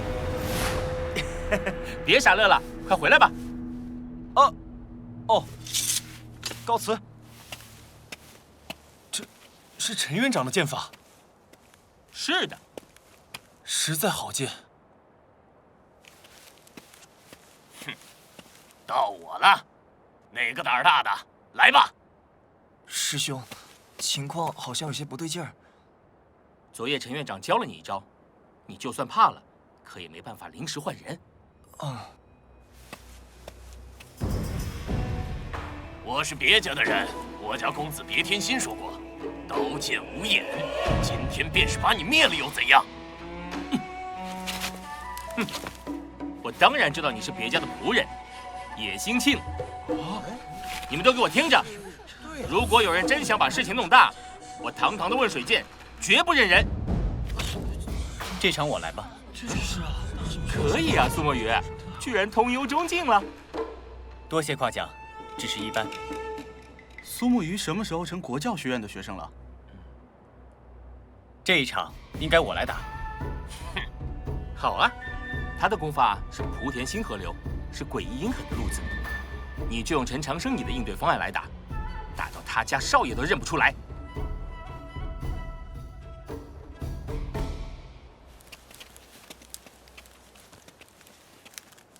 来了。好久不见。现在可以说了，你为什么要来国教学院？我是来躲麻烦的。如果我回离宫附院，接下来肯定是安排我代表离宫附院来挑战你们。我只喜欢读书修行，不喜欢做这些事情。而且刚才就对你说过，这一场应该由我来打，因为别天心是我表哥。那别样红是我舅舅，吴琼碧是我舅妈，舅妈很护短。如果别天心真和你们打起来了，他一定会来京都。哎，不必了，你赶紧给你舅舅写信说这边一切都好。放心吧，不然舅舅怎么会让我从天书林里出来进国教学院呢？八方风雨，恩爱夫妻，原来也各有心思。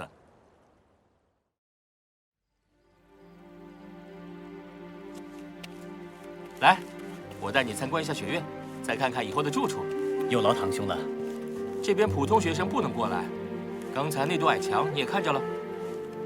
不过，你当然不是普通学生，都是学生，想特权不妥。陈长生是院长，我是院监，轩辕破是主管，哲秀的位置已经安排好了，但叫什么名字还没确定。洛洛殿下是终身名誉副院长，你要什么职位随便提。可我还是觉得大家都是年轻人，为何非要用一堵墙隔开呢？因为陈长生说他喜欢清静，我看他这个人是有太多秘密，怕被人发现。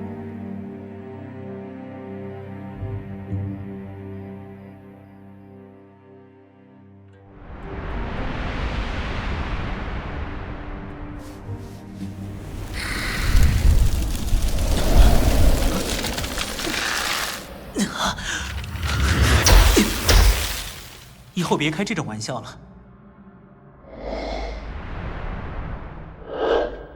怎么像个小姑娘似的调皮？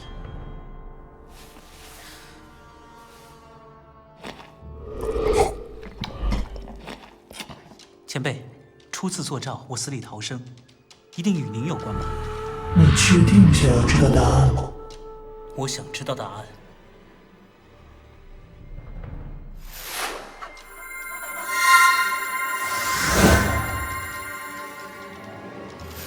原来如此，我该怎么谢您呢？你得了我的龙族出血，居然还问如何感谢我？谢你，我愿是福星持故思故自去旁。这龙吟是什么意思？您究竟想要我做什么？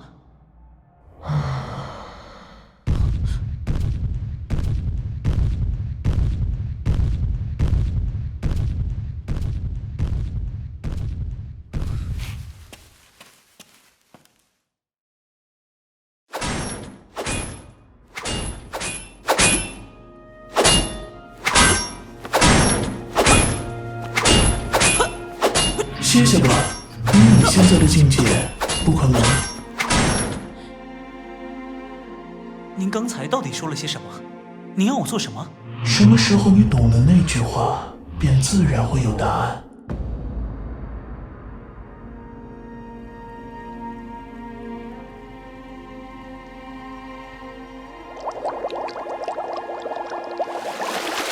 一会儿得去给哲秀采点草药。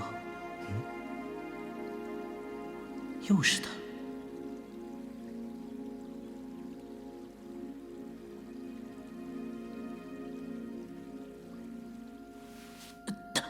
为何我会无法动弹？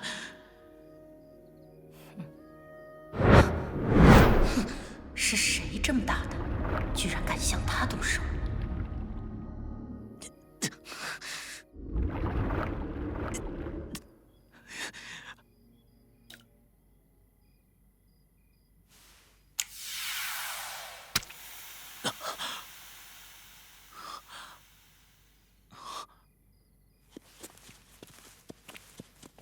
那滴茶水，竟让人感觉清爽无比。哎呀，忘了采药了。哎，哪个兔崽子把我的生机灵草都采光了？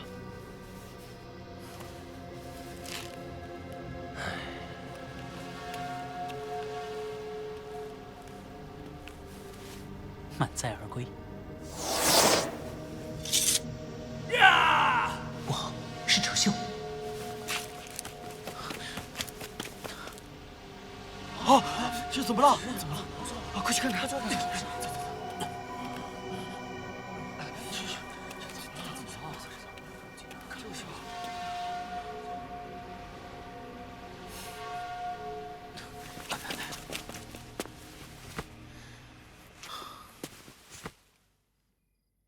哲秀伤势尽复，甚至自行冲开了妖族身躯里特有的17个气窍，这是何等的勇气！但他做到了。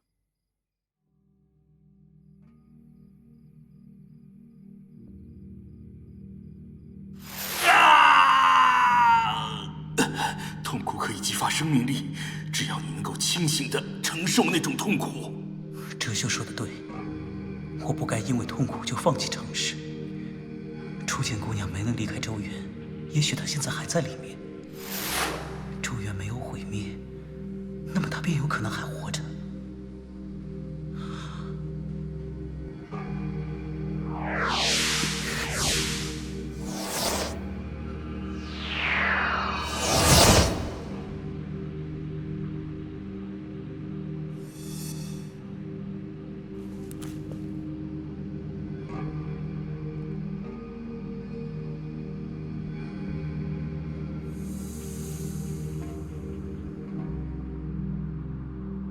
周原还依然存在着，也重新建立了规则。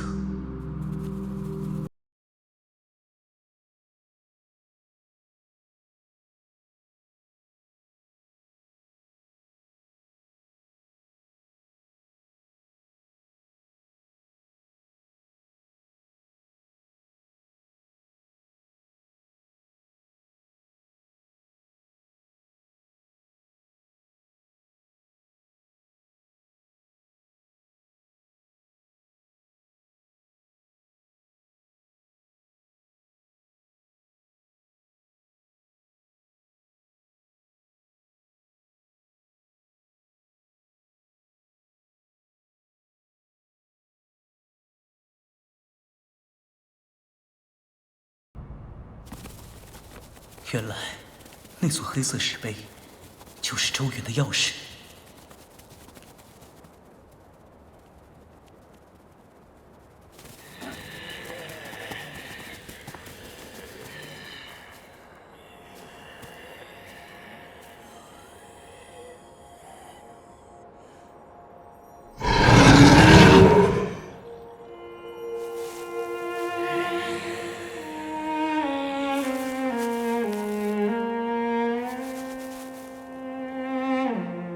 这些是药材，能给你疗伤，希望周原能继续存在下去。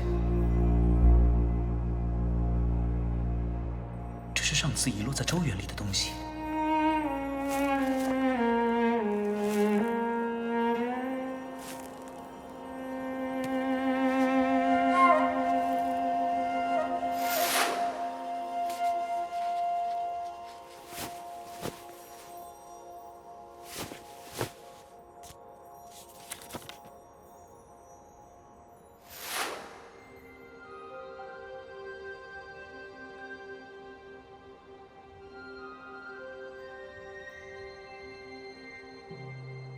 我和你真的阴阳两隔了吗？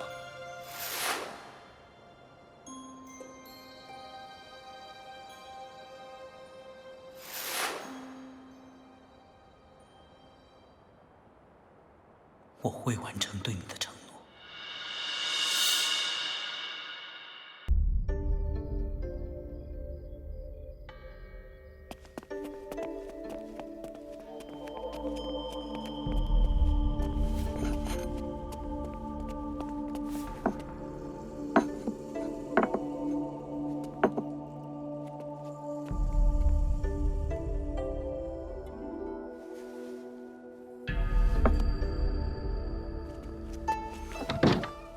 徐大人，您应该已经知道我老师的身份，此事恐将连累您家千金。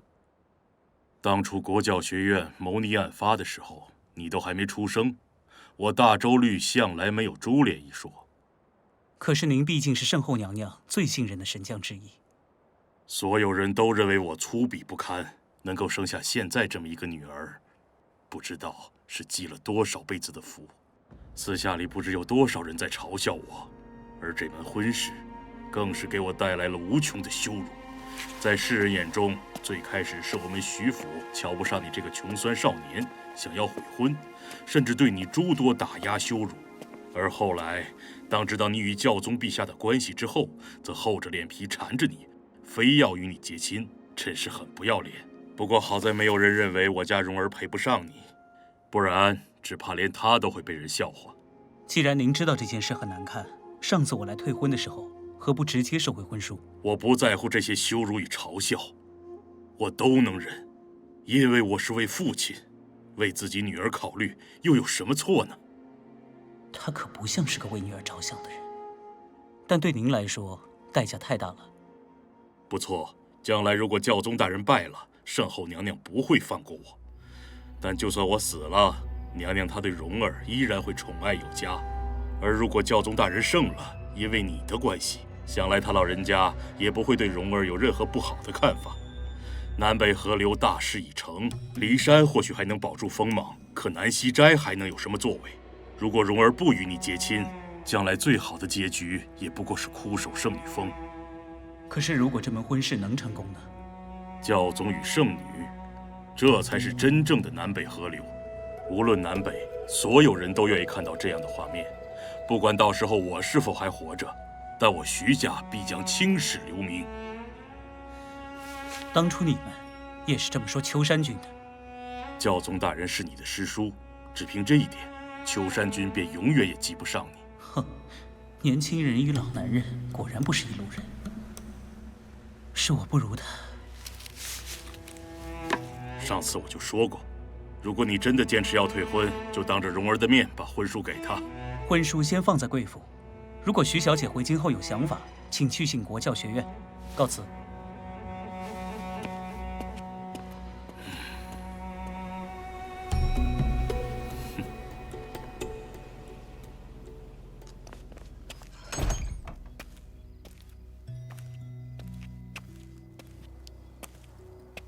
徐世纪坚持这门婚事，是为了自己的女儿着想，但口口声声说的都是青史留名、光耀门楣。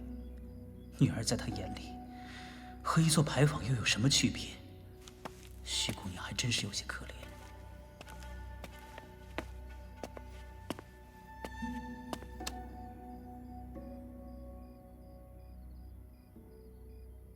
我要尽快把这件事情解决。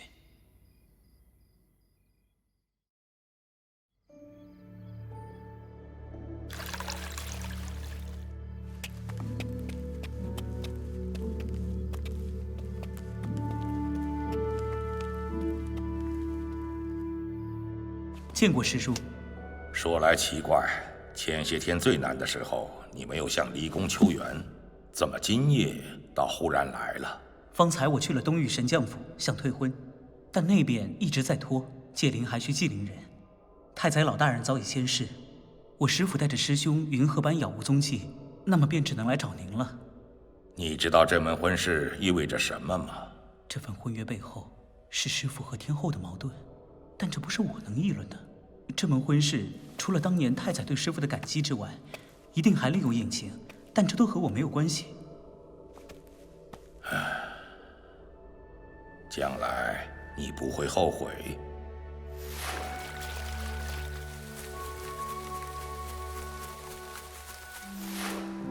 不会。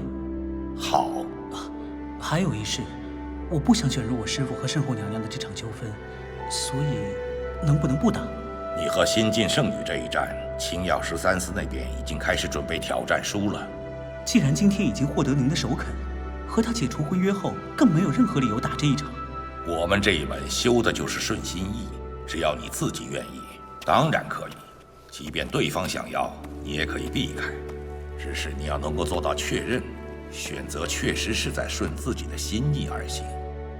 是。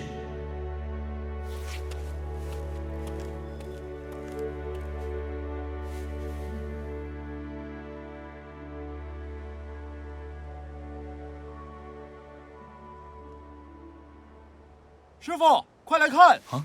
白帝圣人给我们送来了好东西。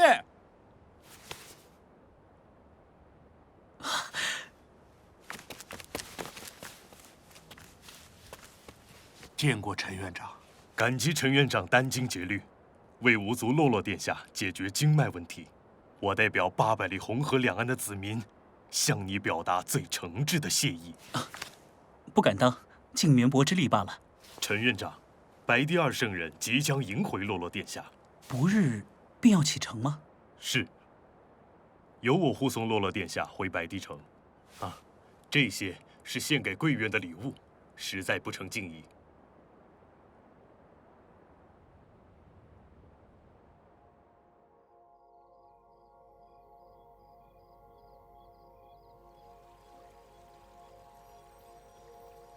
招生之后，国教学院确实里里外外都大变样了，每个人都有了各自的目标。真的？嗯，听我慢慢跟你说。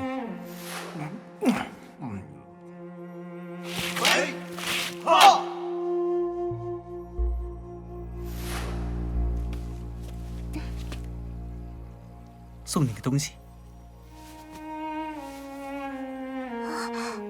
我不确定这黑石珠对你以后的修行有没有好处，但总之这是个好东西，一定不要弄丢了。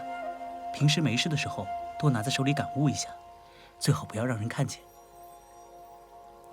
先生送的礼物，我一定不会弄丢的。母后一定没想到，教宗和圣后没能解决我的经脉问题，却是让先生解决了。往后我就能以女儿之身学习白帝的霸道功法啦。以后你也不必再嫁给一个不想嫁的人了。先生，你真了不起。别这么说，我只是从小就喜欢思考经脉方面的问题。洛洛殿下，陈院长，时候实在有些晚了。先生，明天我就要走了。治好了病，你自然要回白帝城，成为真正的红河郡主。那里有亿万子民等待着你。我也该走了。先生，我送你。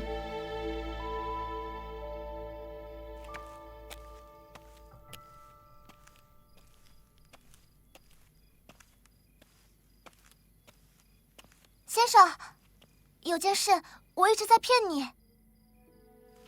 啊？其实我不是12岁，我和先生您同岁。你怎么能骗人呢？先生，您自己笨，看不出来，还要怪我喽。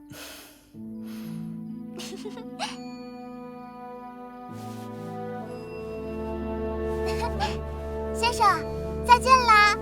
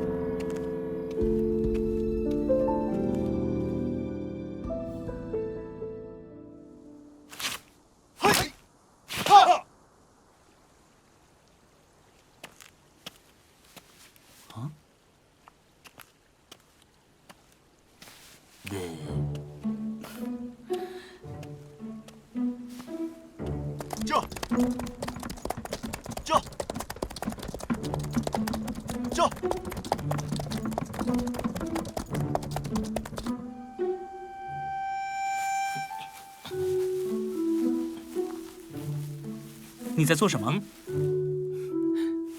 和你说过，我准备把你的那些剑都藏起来，以后让人来找。最近你隔几天就找我要一把剑，就没剑还回来，难道都被你藏起来了？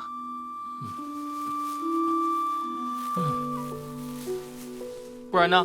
难道我还能把你的那些破剑卖了买酒喝？胡闹！那可是我的剑，你赶紧还回来。总共也就找你要了100多把剑，至于这么紧张？总共多少？总共也就100多把。我不知道你是要把这些剑藏起来，还以为你要借剑意学剑法，所以专门挑了好的那些剑给你。可你，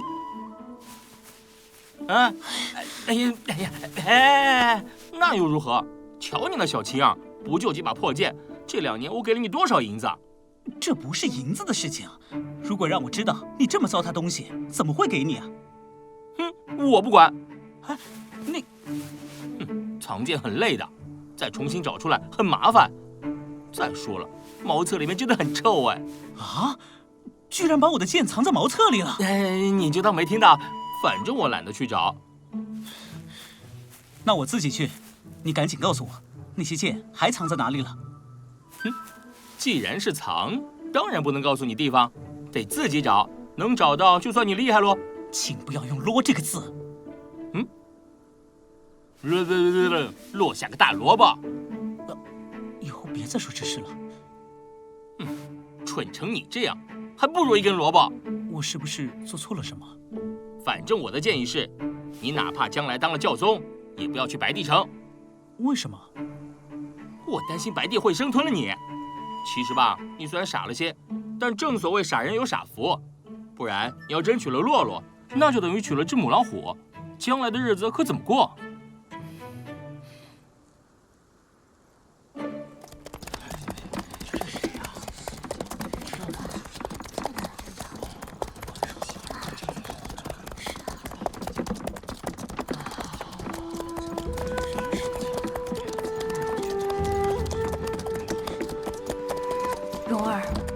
圣后与我辛苦栽培你多年，新任圣女的第一战，绝不能输给陈长生啊！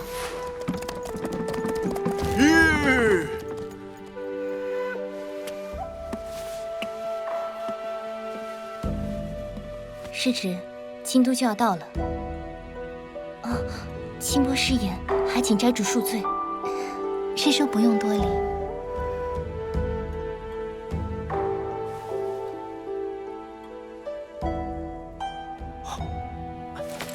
拜见圣女，拜见圣女，拜见圣女，拜见圣女。愿圣光与你们同在。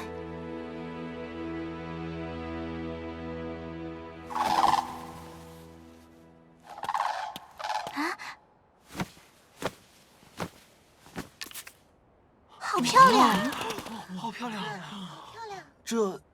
这不是徐府的那只白鹤吗？啊，徐府的白鹤，徐府的白鹤。哦。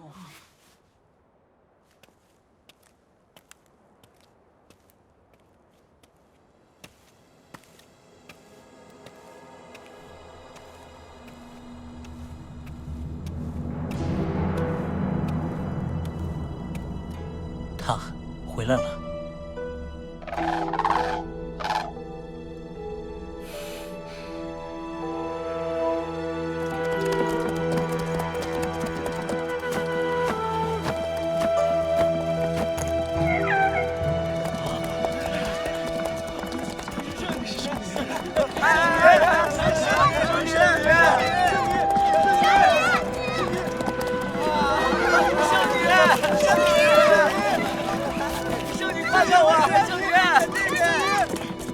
徐生，我回来了。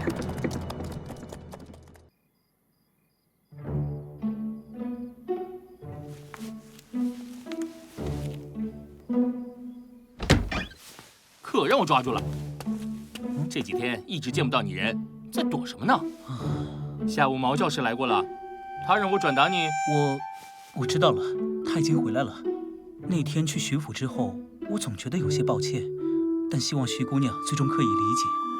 去过中原，遇到你之后，我才明白感情是怎么一回事。这不是一纸婚书所能强求，但是我还是失去了你。为了徐姑娘能够比我幸福，我会当面跟她解释清楚所有事情。那么婚约被教宗解除这件事情是真的了？外面都传疯了。我现在不能回答你。啊？对我都不能说？哼，你就憋着吧，我不管了。唉，你也不懂我心思。待徐有容回京后，我会让他了解整件事，由他先向世人宣布解除婚约，再由我来接受这一切。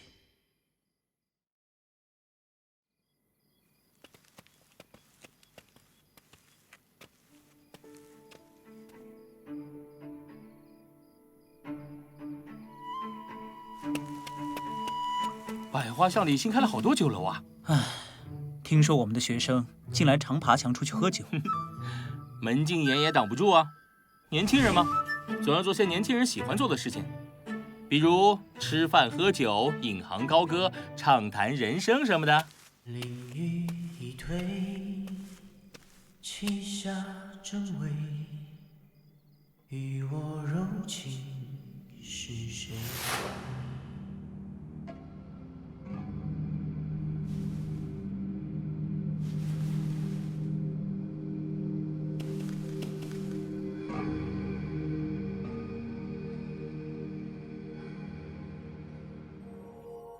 情感如故，也许便是这般的感觉吧。真好。如果离开了周原，我们还能见到吗？如果能离开的话，其实现在也蛮好。其实，也许这是我一生里最不孤单的时候了。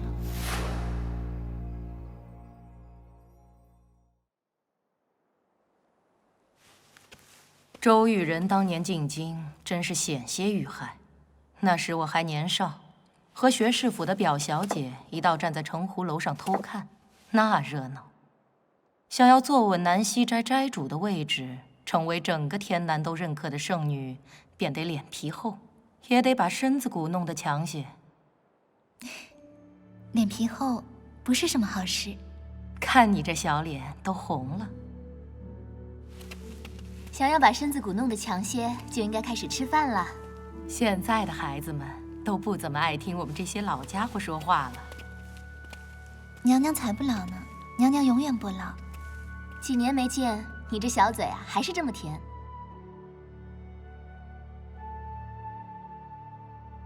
好，吃饭就不要说话了。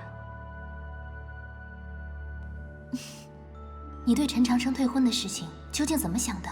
他竟然对我提出退婚，不高兴了？陈长生这家伙惨了。不过，他倒是没有欺骗初见姑娘。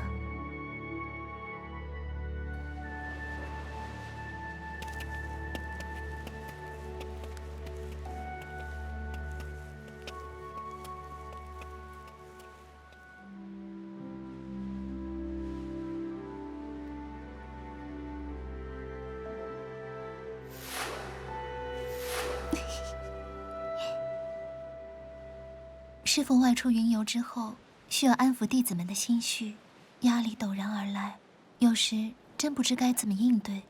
你师父在时，也不过是座神像罢了。以你的悟性，此事何难？我倒知道你真正的压力是什么。情之一字，最是害人，能避还是避开吧。娘娘难道看出来了些什么？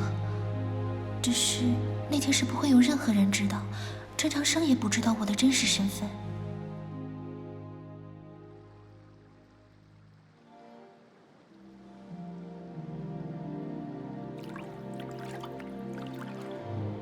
怎么办呢？如果一定要和他打一场，怎么打？实在不行，那就输给他。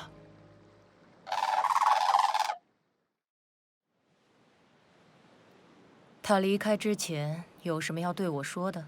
师父说，希望娘娘不要太操心国事，多过些自己的日子。真是愚蠢！这世界上生存和获得最高的权利，对女人来说何其艰难。你师父的天赋智慧更是万中无一。我以为他会和别的蠢女人不同，结果这么聪明一个女人也过不了情关。凭什么女人就只能过那种日子？苏师叔说，娘娘您一定会这么说，果然无差。哦，那小苏是怎么说的？苏师叔要我对娘娘您说，孤家寡人不好做，何必强撑着？娘娘，你也不要怪师傅了，能说服苏师叔与他一道去云游，不再阻挠南北河流事宜，便是他的考虑。您总说情之一字不好，但现在看，这一情字倒是南北河流的前提了。你师父最美好的岁月都枯守在圣女峰上，他却在外面吃喝玩乐，最后玩腻了就回头再去找他，然后一起看黄昏日落，说那有多美。哼，就算治国如一齐，我也不会与敌人这般对子，因为不划算。他就这么走了，把你个丫头留下来，也不担心，最终还不是要我来操这份心？真是和男人在一起就变笨，碰上我就比谁都聪明。反正我也是娘娘教大的，娘娘再多教几年也好。不是教，是交流。你已是南方圣女，要替男人多考虑，这才是你的立身之本，哪怕将来需要反对我。明白。男人看不得女人高高在上，所以你师父之前的几代圣女基本上都很少离开南溪斋，表面上是在研读天书碑，忘了红尘意，实际上他们也清楚，适当保证自己的存在感就好。但我并不想成为这样一尊神像，那该怎么做？男人不喜欢我们高高在上，我们就要高高在上。这便是娘娘的意志，是对今后我圣女生涯的提醒，也是对接下来这场战斗的要求。我不能输。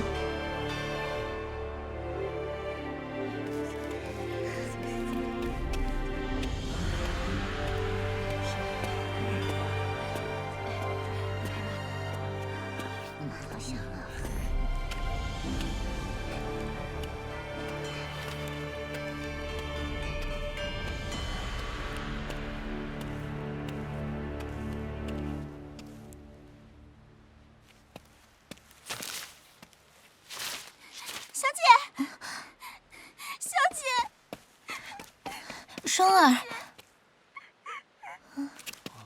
小姐，恭迎圣女。蓉儿，穿这么少，冻着了怎么办？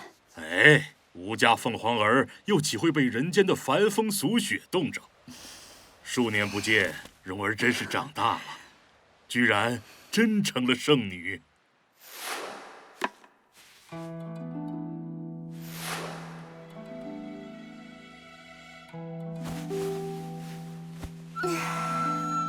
还是家里的床睡着舒服呀，小姐，这太不雅了。怎么了？谁敢欺负我们双儿？双儿的处境何足挂齿，可是小姐您怎么能被人欺负呢？傻妮子，谁敢欺负我？在周园里，我都把男客给打的。小姐，你知道我说的是谁？有件事我要问你。什么事？当初你说他和洛洛殿下在国教学院里，你是亲眼看到的。小姐，你好不容易回家一次，替那个无耻之徒做甚？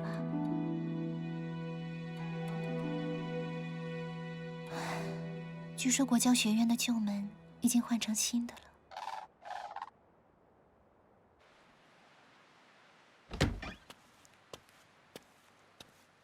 哎，小姐，外面冷。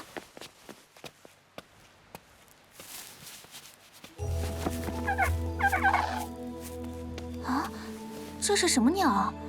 一只山鸡。啊，圣女峰果然不是普通地方，连山鸡居然都长得这么凶恶。那它吃什么呢？它喜欢吃肉，家里如果有蓝龙虾，弄点给它尝尝。家里没有，整座京都现在都吃不到蓝龙虾。国教学院把城湖楼买了下来，只有那里才吃得到。哎，小姐，家里有上好的小牛肉，我去取些来。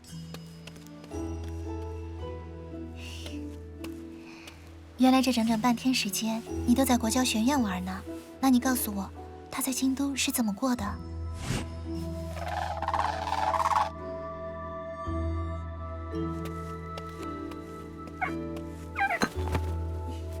哎，小姐，这么晚了你还要出去啊？是的。您去见莫大姑娘吗？嗯。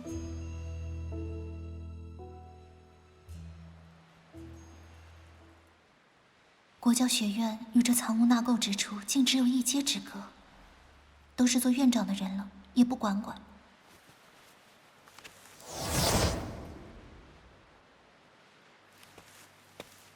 那边应该是他在周园里常提到的藏书楼吧，是他每日修炼的地方，而且还在那座楼里找到了自己的命星。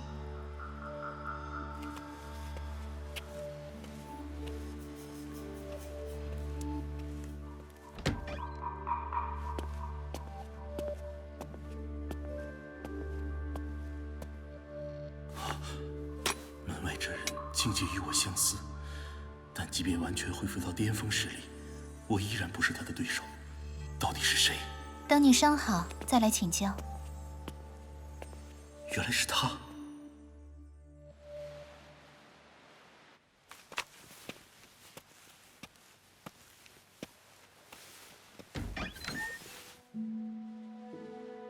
只有淡淡的皂树叶味道。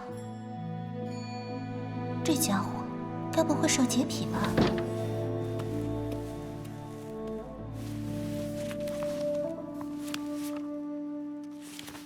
怎么都是志怪小说？他自幼通读道藏，现在到不思进取了。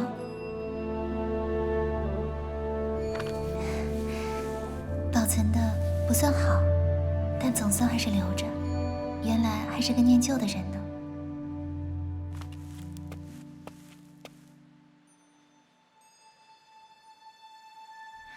这是谁的长发？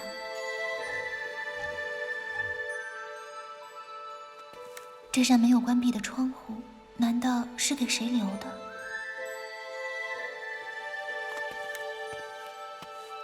陈长生，别怪姐姐没和你说，你那位未婚妻对你怨气极重，你可得小心些。他那小脾气发起来，你可千万不能跟他说我经常来你这儿睡觉的事，不然，能不能当做没看见过我？我已经看见你了。你先不要急着问，让我自己先解释一下当前的状况。你慢慢讲。首先，你要冷静地听我解释。小脾气那句算是我背后说你坏话，但睡觉这个事情，你可一定不要理解错了。继续。睡觉只是睡觉，不是你想的那种睡觉。哦，那是哪种睡觉呢？反正你千万不要误会。他怎么好像还刚刚洗过澡？请你告诉我，怎样才能不误会？这个故事很长，我想你也没有兴趣听。你呢？回京第一天不待在家里，来这里做什么？圣女洞凡心了？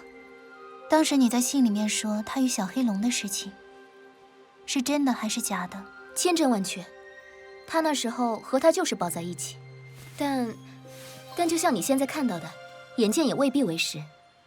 你问这个做什么？不会真是对他有意思吧？难怪回京第一天就来看他。我与他有婚约在身，回京后来看看他是很自然的事。当初你在信里可不是这么说的。为了破坏掉你们的婚约，我付出了不少代价。陈长生现在可不是一般人，我得罪的是国教学院的院长，未来的教宗。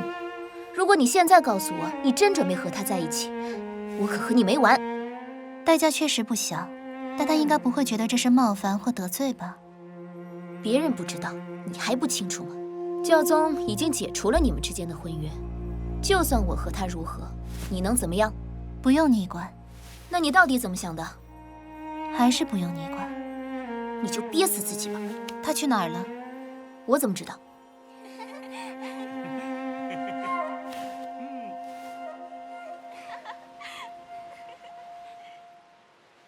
你不要生气了，他好像在那边。公子，我给你倒酒。好酒，好酒。哎呀，先生，对不起啊。姑娘不用了，不用擦了。我就说了，我不来。需要人回来就回来了，怕什么？他难不成还跑到这里来监督你啊？我怕什么？这场比武该打就打。我不是怕打，在周原里，在雪地里，为了保护我要保护的人，我可以不顾性命去战斗。但和徐有容这一战，其实不是为了保护这个世界啊。哼，说什么大道理？来来来，喝一杯。就是啊，还真是放浪形骸。当然不行，你丢得起人，国教学院可丢不起这人。教宗陛下以后在娘娘面前怎么说话？这不是你自己一个人的事情，而是整个国教的事情。而且，你就不想振振福冈？哎，你看看这些小姑娘，听见你要认输，都吃惊成啥样了？此言不妥。无论教宗陛下是否已经解除他们二人的婚约，既然陈长生确定不想继续这门婚事，那么就不能用振福冈三字。试射圣女清誉，不妥不妥。说说玩笑话罢了。我真可怜呐，现在国教学院就你们两个书呆子和哲秀这个冷血杀手，再加上轩辕破那个笨蛋，哼，我连个聊天的对象都没有。哼，我说过我不喝酒。天寒地冻，还是早些回吧。我这是在替他减轻压力，好吧？你看从徐有容回来后，他的脸色有好过吗？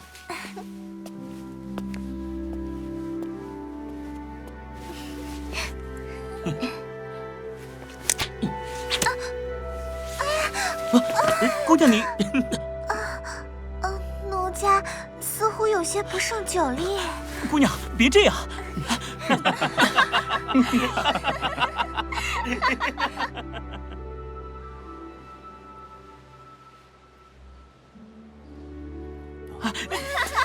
姑娘，想笑就笑，憋什么？你没事吧？怎么笑得像个大妈似的？你看他跟个傻子一样。你不会是真的喜欢那个家伙吧？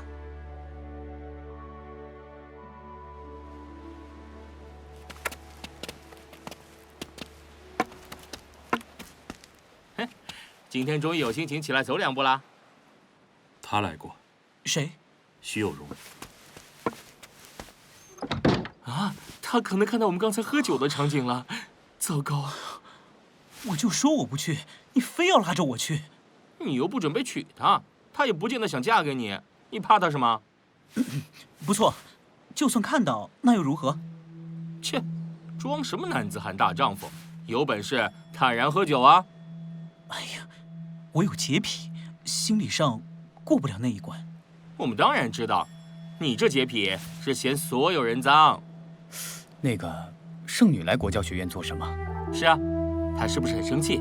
所以偷偷过来，准备冷不防给你一剑，那可就触犯我朝律法喽。嘿嘿。她毕竟是圣女，你应该对她尊重些。除了打架比我厉害，我看不出有任何需要尊重她的理由。我一向很尊重徐有容，所以你们也应该尊重他。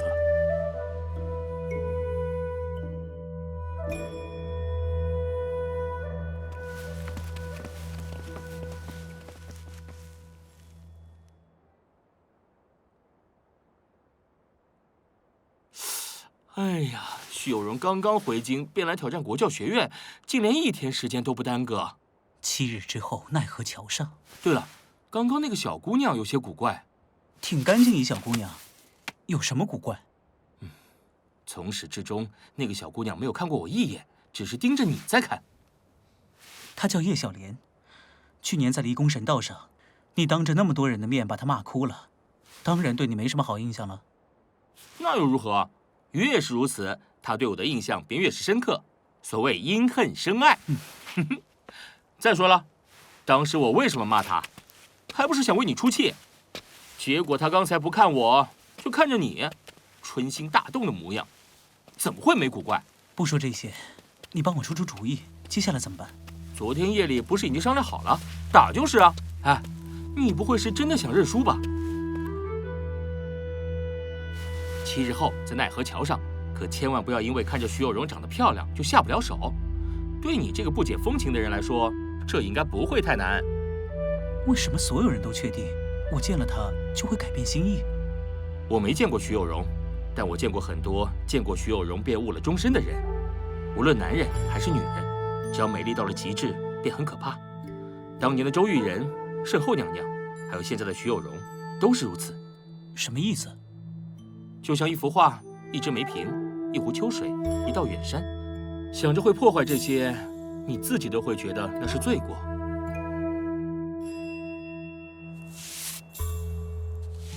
大家请快点儿，这一场奈何桥之战，各位大人应该都会来观战。圣后娘娘和教宗陛下会出席吗？很有可能，到时候这街道两侧，朝廷和离宫都会有相应的布置。这2天4大房也已经开盘，看一家家门槛都要被踏破了。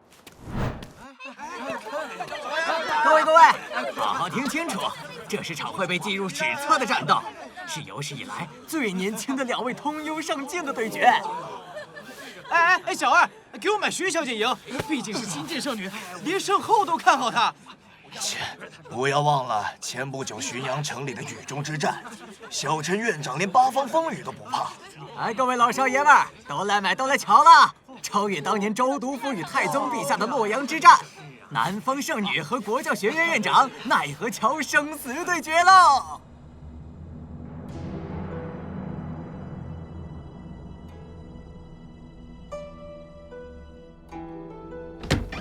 哎，你已经跟很多巨星境交过手，在浔阳城里还对上过画甲嚣张这样的强者，紧张什么呢？徐有容虽然才通幽上境，但要在真凤的天赋血脉爆发之前获得胜利，并不容易。我必须准备最强大的手段。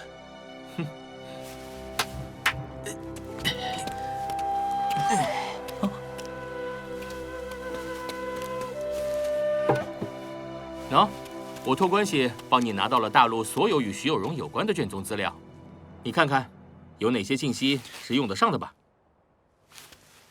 谢谢。别谢我，毕竟买了你赢，别让我说。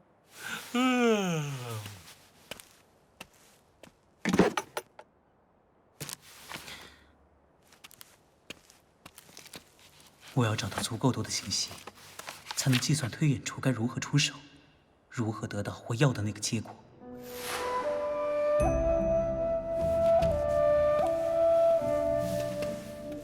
徐有容，这个名字不错。大小姐好，我叫双儿，给你请安。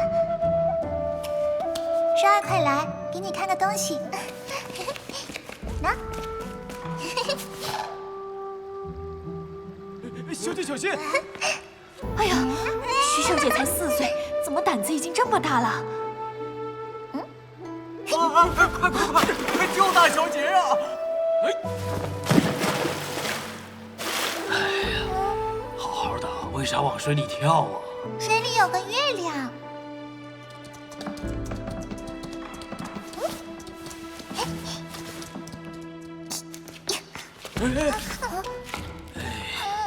为何要跳井啊？井里有条龙。不过他真的了不起，因为北新桥那口废井的下面真的有条龙，而且那时候的他才5岁不到。这是哪家的孩子？真是吓死人了！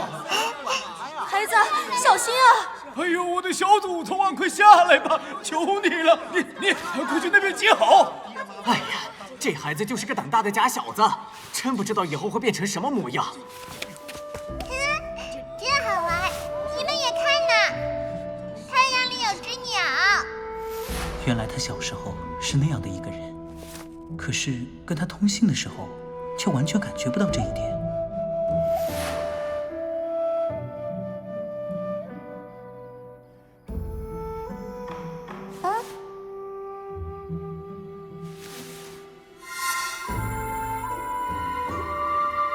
从今往后，这就是你徐有容的命星。千秋万代，光彩无人能及。驾！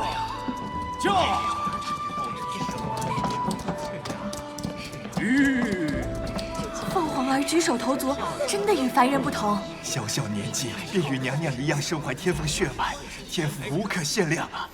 京都对他狂热的喜爱和崇拜，竟然从那时候就开始了。这几年，容儿已经结束了青药师3司的学业，往后将由你来教管。是，我会将容儿带回南溪斋，精心教养。到南溪斋时，他的境界还只是坐照境，但已经开始解读天书碑。从他的笔记看，靠着天赋血脉，他真的读懂了天书碑。如此说来，他跟秋山君更像，在修道的过程里没有遇到任何的障碍，只要想学什么便都能学会。无论真元数量、审视强度、道术功法，都要远远超过他的同龄人。他是真正的凤凰。你这家伙已经2天没出门了。轩辕破给你做了一碗牛肉面，快吃吧。轩师傅牛肉面来喽！怎么了？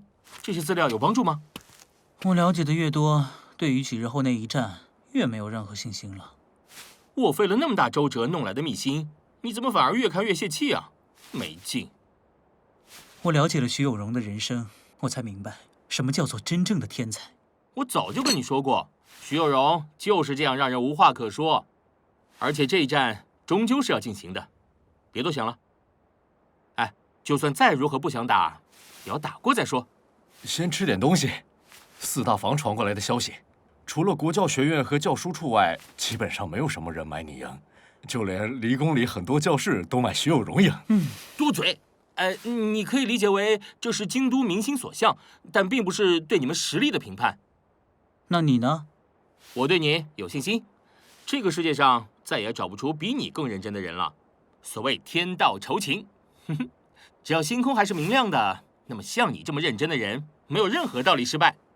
谢谢，但建议你还是买我书。我是那种人吗？你别管了，赶紧趁热把面吃了，休息会儿再继续。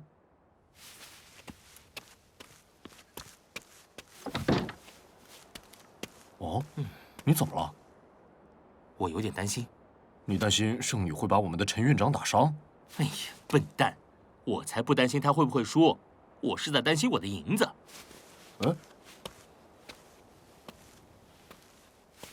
你去做什么？去4大房取消下注。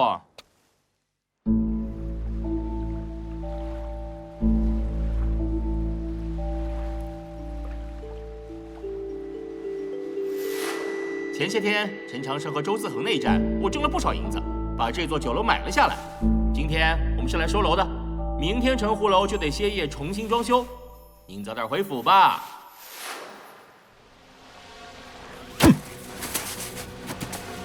大人，你的意思是，这门婚事没有回旋的余地了？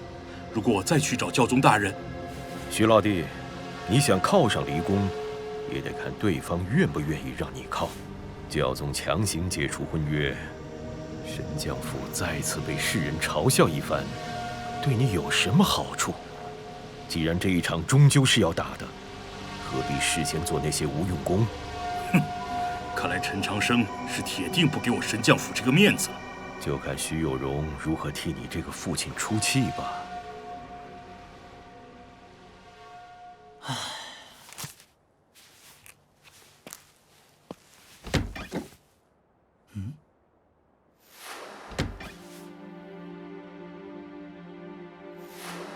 他来过这儿。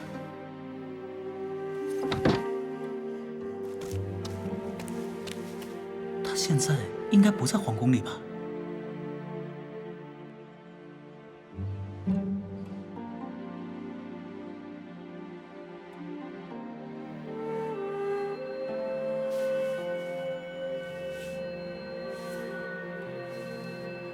不同的条件，不同的时刻。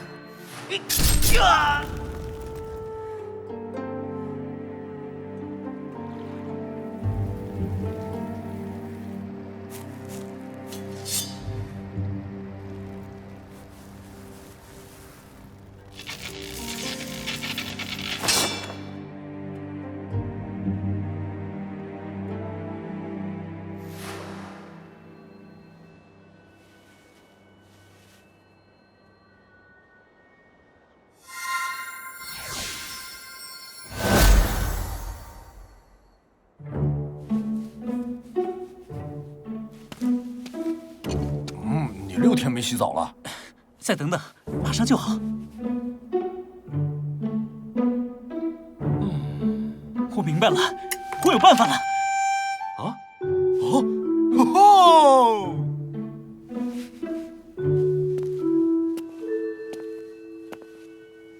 17副信徒，我除了全胜之外，没有别的可能。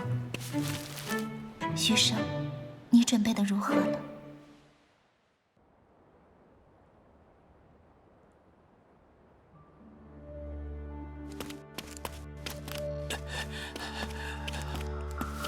报告周大人，陈长生出了百花巷，马上就要到回龙观了。这种小事也需要专门来说一声？属下愚钝。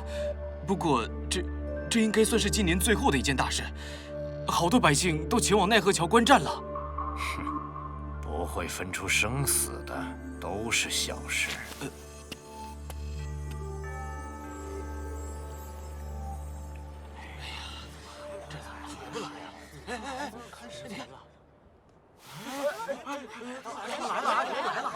他们来了！会来的。别急，别急。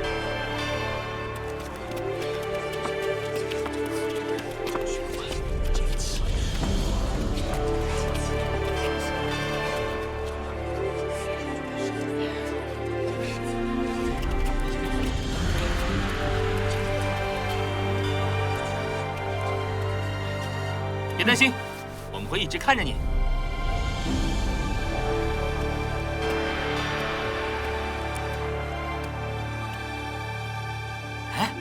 哎，快跟我来！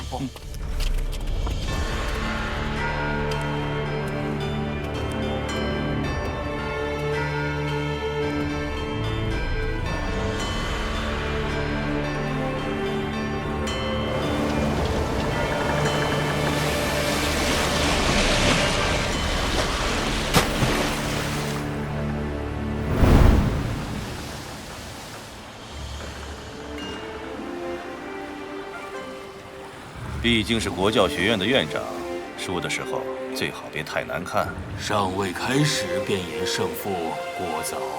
时间还早，他却已经到了，说明心不够静。大战之前想的太多，从来都不是好事。不见得好，也不见得不好。是心浮气躁，还是平静凝神，终究还要看人的心性。我不懂修行，但从陈院长以往来看，要论起平静与耐心，倒是不用质疑。想不到这位礼部尚书竟然心向着我。下雪了。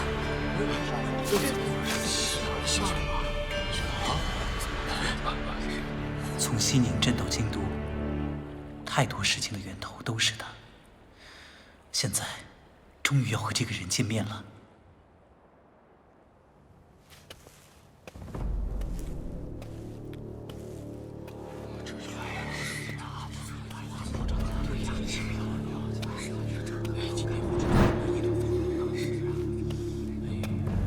曲生，又见面了。这次你我已身无婚约的束缚，却不得不为天下大事干戈相向。这就是我们的命运吗？白鹤来了，圣女来了，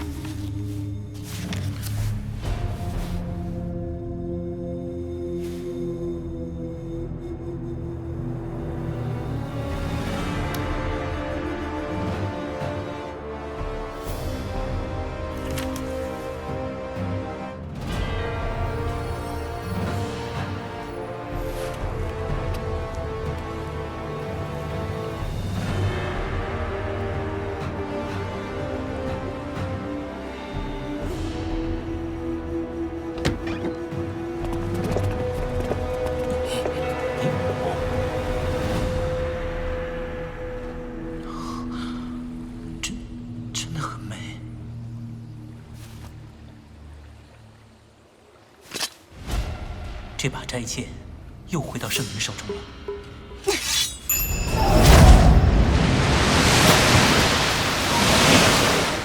就这么开打啊？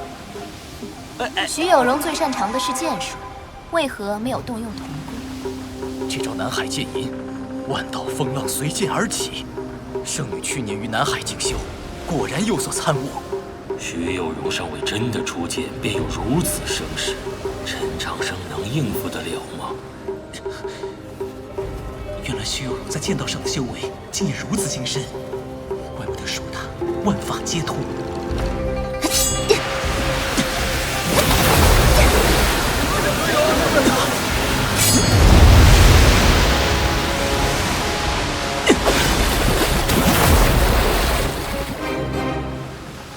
对战刚刚开始，他们只是各自抽出了剑，然而其间隐藏的玄妙与凶险，不下于普通巨星出境的一场对战。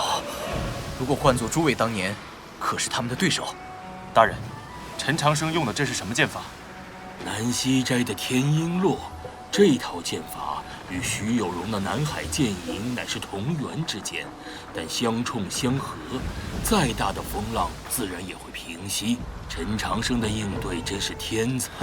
谁都知道，用天鹰落来消解南海剑吟是最好的选择，这算什么天才？不是谁都能学会南溪斋的剑法，就算有机会，谁又会去学这套祭祀用的剑舞？你会吗？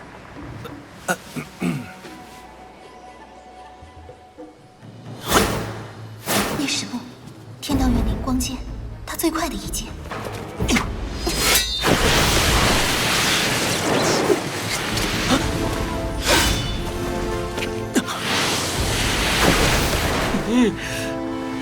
这一剑太可怕了！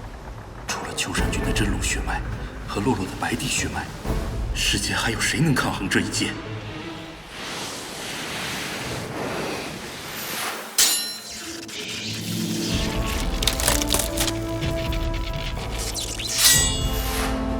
那我便与笨剑抵挡吧。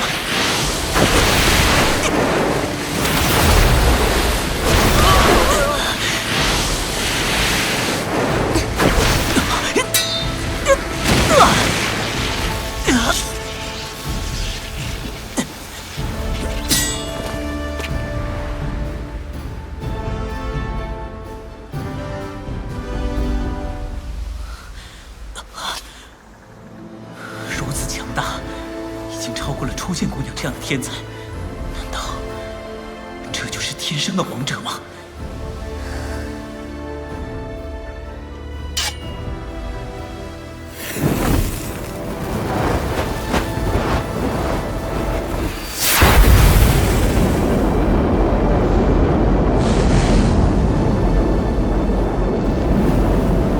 燃尽，他在燃烧自己的真元。这一剑必然要分出胜负。怎么感觉还有些像王破的刀道？就是王破的刀道。无论对手多么强大，陈长生，我相信你不会犹豫，要一直向前，永不言败。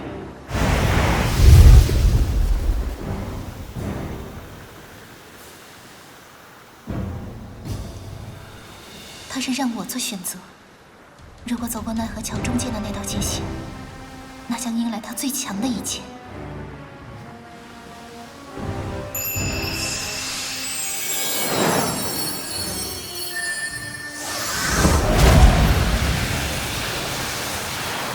是那一剑，快要结束了吗？难道大光明剑要重新现世了？啊，什么是大光明剑？初代南方圣女在天书林里观碑悟道，创出了2大道法，一种是高妙难懂的春去野，另一种便是传说中的大光明剑。大光明剑没有具体的招式，更像是万剑的精魄，只要身处天地之间，便无法逃避。等等。周督府闯入圣女峰夺走斋剑后，大光明剑不就已经失传了吗？斋剑已经重新现世，就在圣女手中。也不是历代圣女都能掌握大光明剑。徐有容上个月才满16岁，从离宫里拿到斋剑不过7日时间，她是怎么做到的？哇！大光明剑非俗世之剑。即便以圣女的天凤血脉，也最多只能出剑1次。那，如果陈院长不能破掉这一记大光明剑，则必败无疑。或者说，如果他能破掉这一记大光明剑，则圣女必败无疑。他们不是把自己都逼到绝境了吗？他们都不喜欢表演，所以这场战斗会结束得很快。我要看清光明之后，斋剑真正的意图。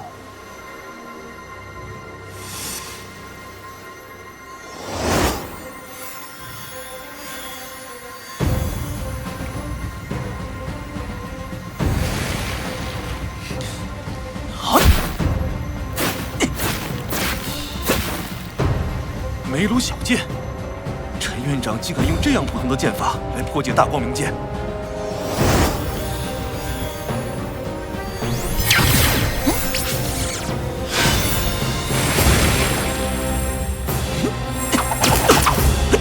好，绕身棍。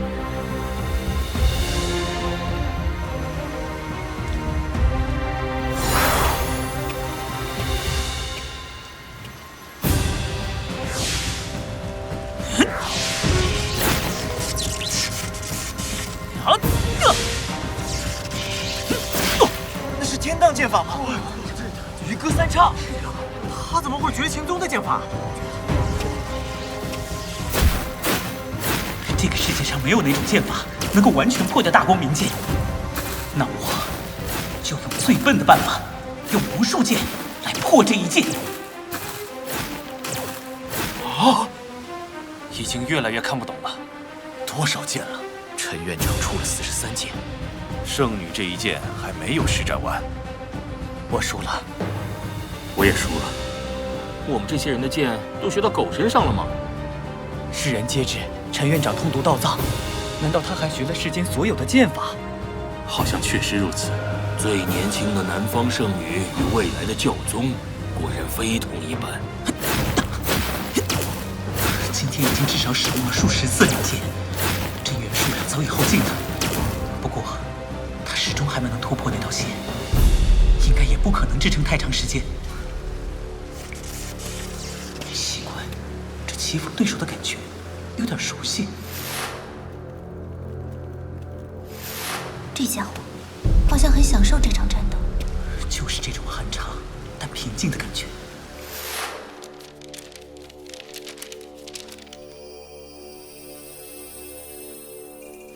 如此对战，倒更像是对谈。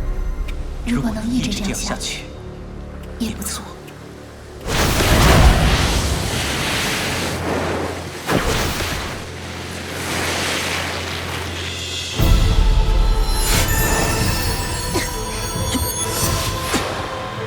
他疯了吗？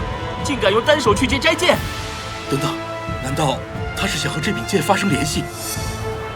斋剑，你是我从周原带出来的，认得我的气息吗？想考验我对斋剑的掌控力，你算得其日，可我也算得其日。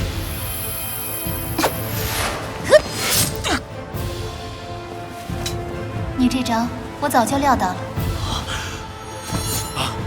灵犀指，陈长生必然非死即伤啊！糟了糟了！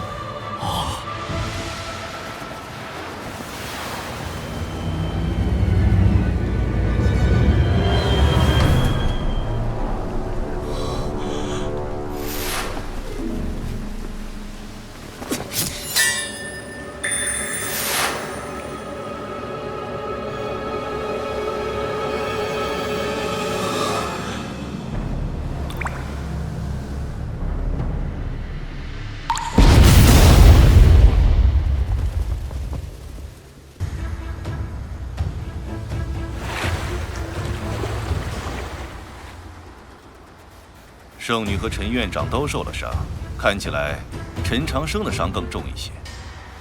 哎，等等，你们看看清楚，不要乱下判断。我还是不太明白，那么这究竟是谁胜了？嗨，这还用说吗？瞧见了吗？徐有容连自己的剑都没能保住，现在2把剑都在陈长生的手里，胜负一看便知。老天果然不负踏实努力的人，他真的做到了。吴家凤凰儿莫非是故意让着陈长生，否则怎至于此？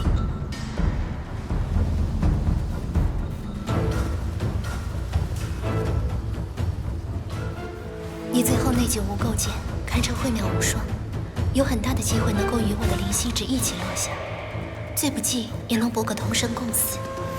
为什么却偏偏在那一刻发生了些许凝滞？最后又玄妙难言的出现在你的眉前，挡住了我的灵犀指。我的所有经验与智慧都放进了这场战斗里，已经把所有的细节都算到了极致中，前细时间无数次推算，却还是算不到你的想法。你居然能够提前算到我会一剑一撼斋剑，从而破你的大光明剑。我最没有算到的一点是，你对我没有一丝杀意，所以我把撼动斋剑的距离算错了。斋剑刺伤了左肩，实际上是被我自己所伤的。我只想求个平局，却不知道你只是不想输。你明明有能力操控斋剑来破我的大光明剑，但你却选择了防守。我本来已经做好了准备，当你试图抢夺斋剑的时候，届时掌控所有的局面，最后在洛河两岸无数人面前宣布此战是和局。看来我们想往一处去，却没有想到一处。我知道你是谁，但你不知道我是谁，便没有任何道理保护我。陈长生，我还是没有完全认清楚你。你似乎比我在周原里认识的那个人，比我想象中的那个人还要好。我输了。这个声音，这个声音，你再说一遍。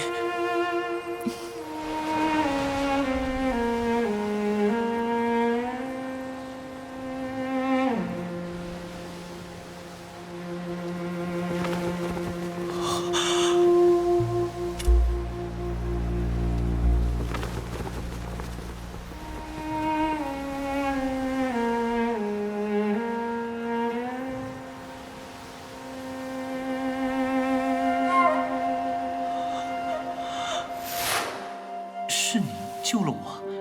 我隐约听到你是南方秀林族人。你不用谢。你醒了？是，我醒了。那就交班吧。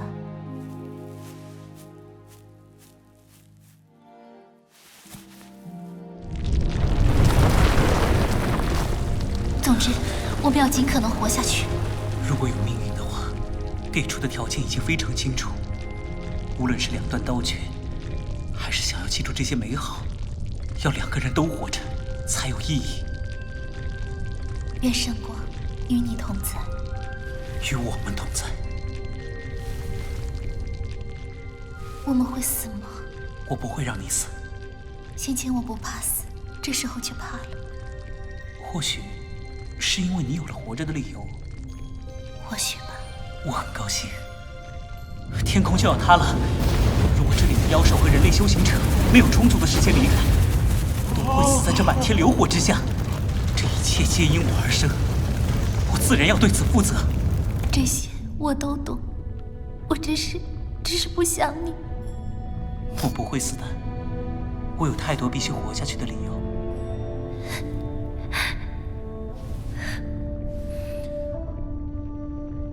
现在又多了一个。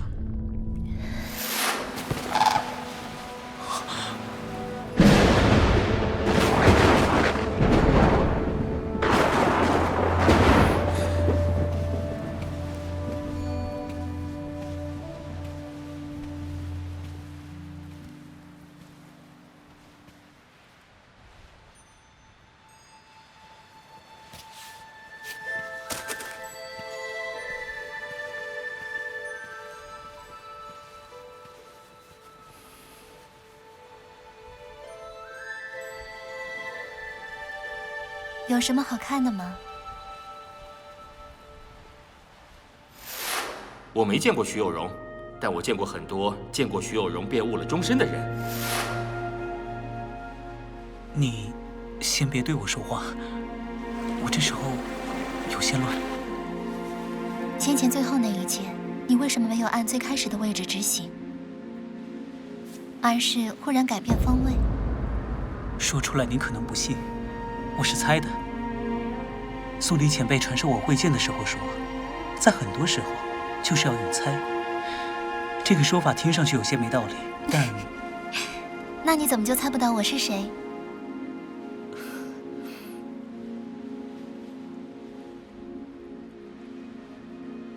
哎，这是怎么回事啊？战斗已经结束了吗？不知道啊，到底是谁赢了？搞不清楚啊。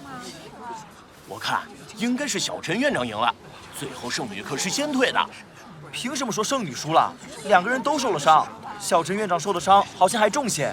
可你没看，最后2把剑都落在了小陈院长的手里。那又能说明什么？圣女真正强大的手段都还没用。你看到传说中的天凤真血了吗？难道你就能确定小陈院长出了全力啊？看，是离宫教室，他们应该有最新的消息。圣女业已认输，此局陈院长赢。什么？怎么会是这样的结果？我早就料到了，嘿嘿。哎，别吵了，你们快看桥上。先前还在执剑而战，这时候便能并肩站在一处看风景，这是怎么回事啊？圣女，这是剑下留情了吧？真美啊！如此一对神仙眷侣，怎么就非得拔剑相向呢？这是在搞什么名堂？战斗都结束了，他们怎么还没有走下奈何桥？而且还如此平静地站在一起，可他们并不认识对方啊，奇怪。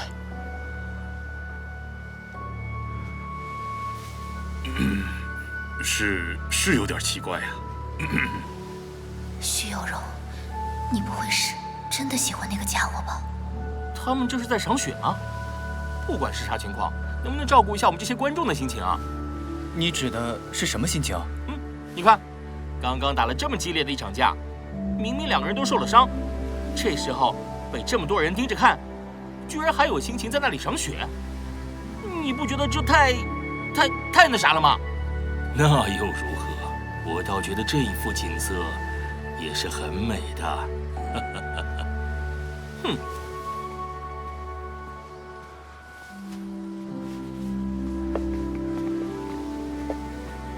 你不要说话。那我不是说过不要说话吗？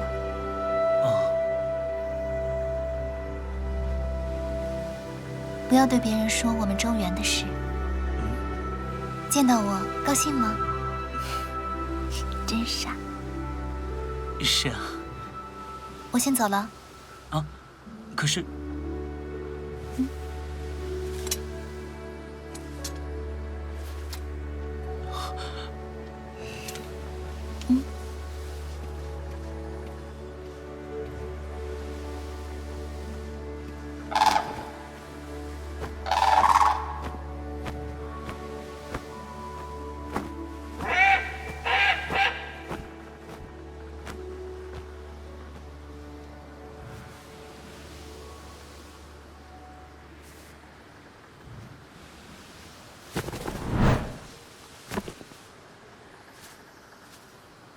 我说，到底谁赢了？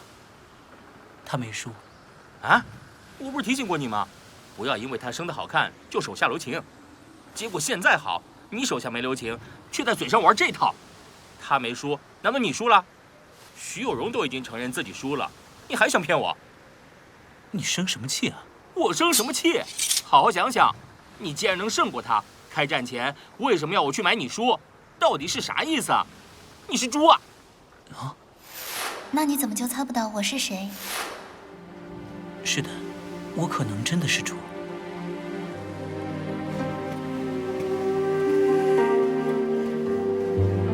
哦，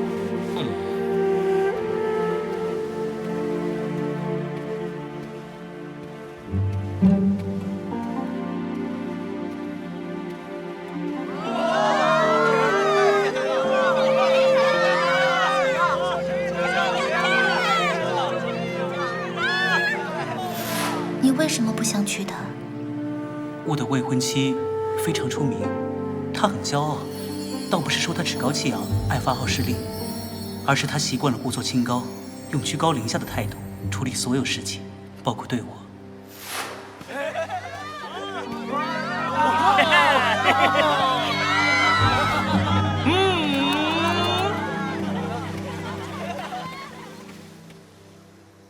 扶随路的豆花鱼，今天的黄昏后。这应该是约会的意思吗？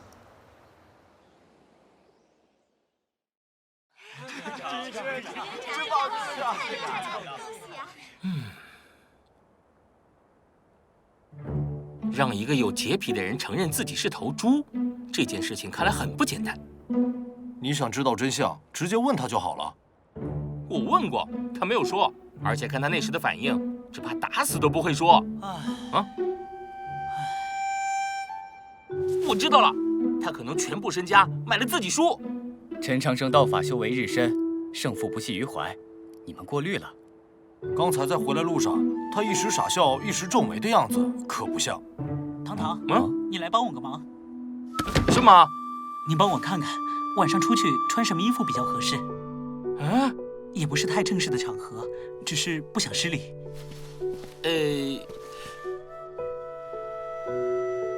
你觉得谁能看出这些衣服之间的区别？要不然把你的衣服借我一件。魔族的月亮还真跑京都来了，你要去办什么事啊？我不能告诉你。我知道你想去做什么，到时候要派车去接你吗？我不会告诉你地点，你也别想着跟踪我。这是我自己的事情，让我自己来处理吧。你确认自己能处理妥当？不清楚，希望能。今日比武，若只是论剑，应该算是陈长生胜了半招。但如果是真正的战斗，再持续下去，他应该没有赢的机会。只是圣女直接就那样走了。真是个倔强的丫头。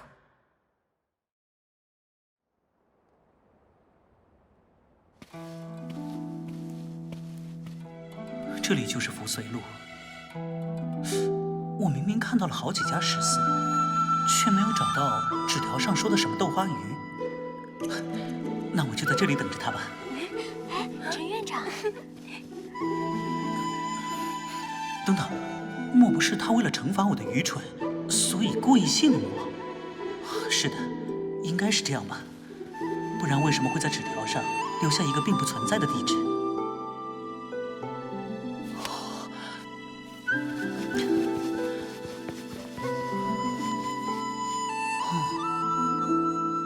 也许是因为我到得太早了些。纸条上说的是黄昏，从太阳开始落山到完全落日，应该都算黄昏吧？哎呀，今天下雪，看不清落日。你怎么站在这儿？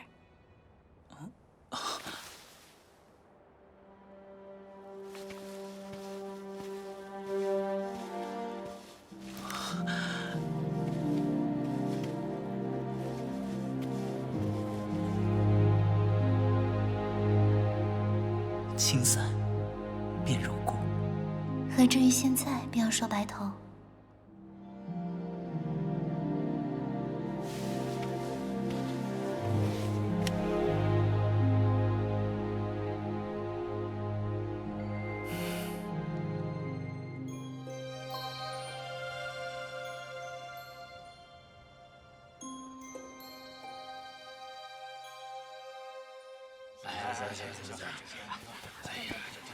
小二，再来壶酒。来，好嘞。来，客官，你的酒。帮你。还有啊，刚刚我啊，我去了小菊园，等了会儿，墨雨他没回来，我才过来，晚了些。我先前进巷子里找了2遍，都没找到你说的豆花鱼。3年没回，居然就没了。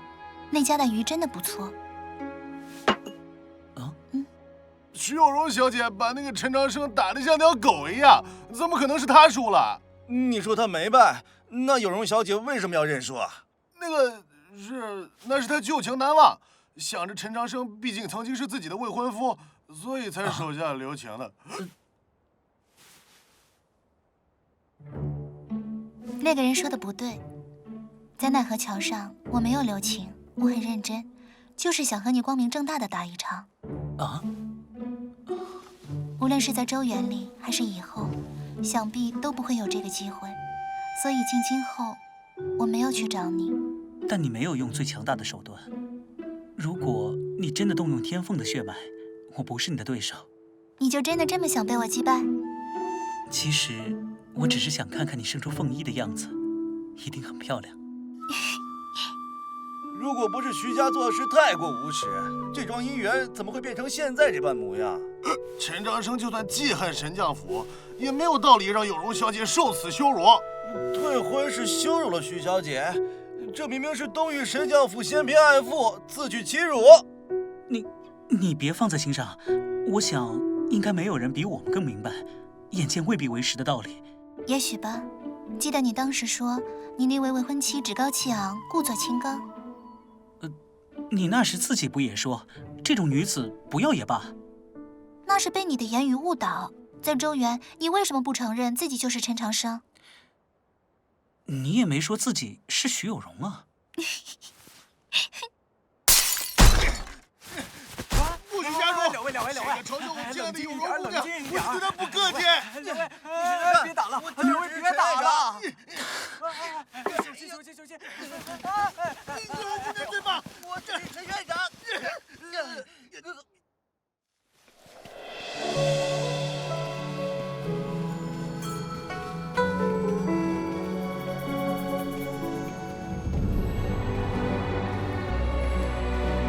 天色晚了，我走了。初见，不，徐有容，我们还会再见吧？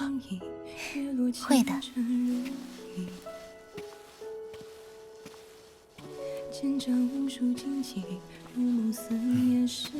一定会再见的。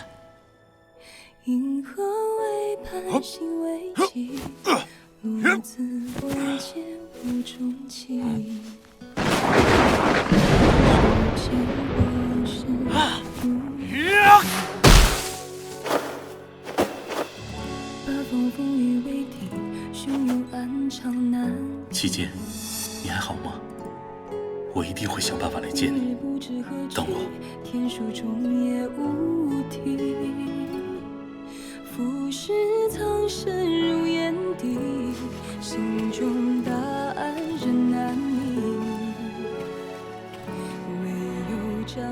有容师妹，你做到了，真的为你开心。